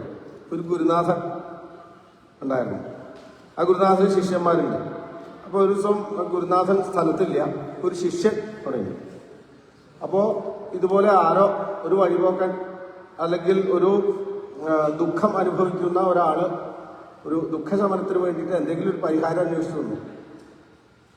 അപ്പോൾ ഈ ശിഷ്യൻ പറഞ്ഞു, ഒരു കാര്യം ചെയ്യും, 3 നാമം ജപിക്കൂ എന്ന് പറഞ്ഞു. അല്ല, അന്നത്തെ അയാൾക്ക് വിശ്വാസം ഉണ്ടായിരുന്നു. ശരി, അയാൾ പോയി. ഇവിടെ വന്ന് ഗുരുനാഥൻ വന്നപ്പോൾ പറഞ്ഞു, ഇയാളുടെ അഭിമാനത്തോടു കൂടി പറഞ്ഞു, ഇങ്ങനെ ഒരാൾ വന്നു. അപ്പൊ നീ എന്താ പറഞ്ഞത്? ഞാൻ പറഞ്ഞു അയാളോട് 3 നാമം ജപിക്കാൻ പറഞ്ഞു. ഒന്നാട് കിട്ടിച്ചെടുത്ത്. എന്താ, എന്തിനാ 3 ഒരു തവണ ജപിച്ചാൽ മതി. അതാണ് നാമത്തിന്റെ മാഹാത്മ്യം. അതാണെന്ന് ഗുരുനാഥൻ പറയാ. നിനക്ക് 1 ജപിച്ചാൽ പോരാന്ന് വിചാരിച്ചിട്ടാണല്ലോ ഈ 3 ജപിക്കാൻ പറഞ്ഞത്.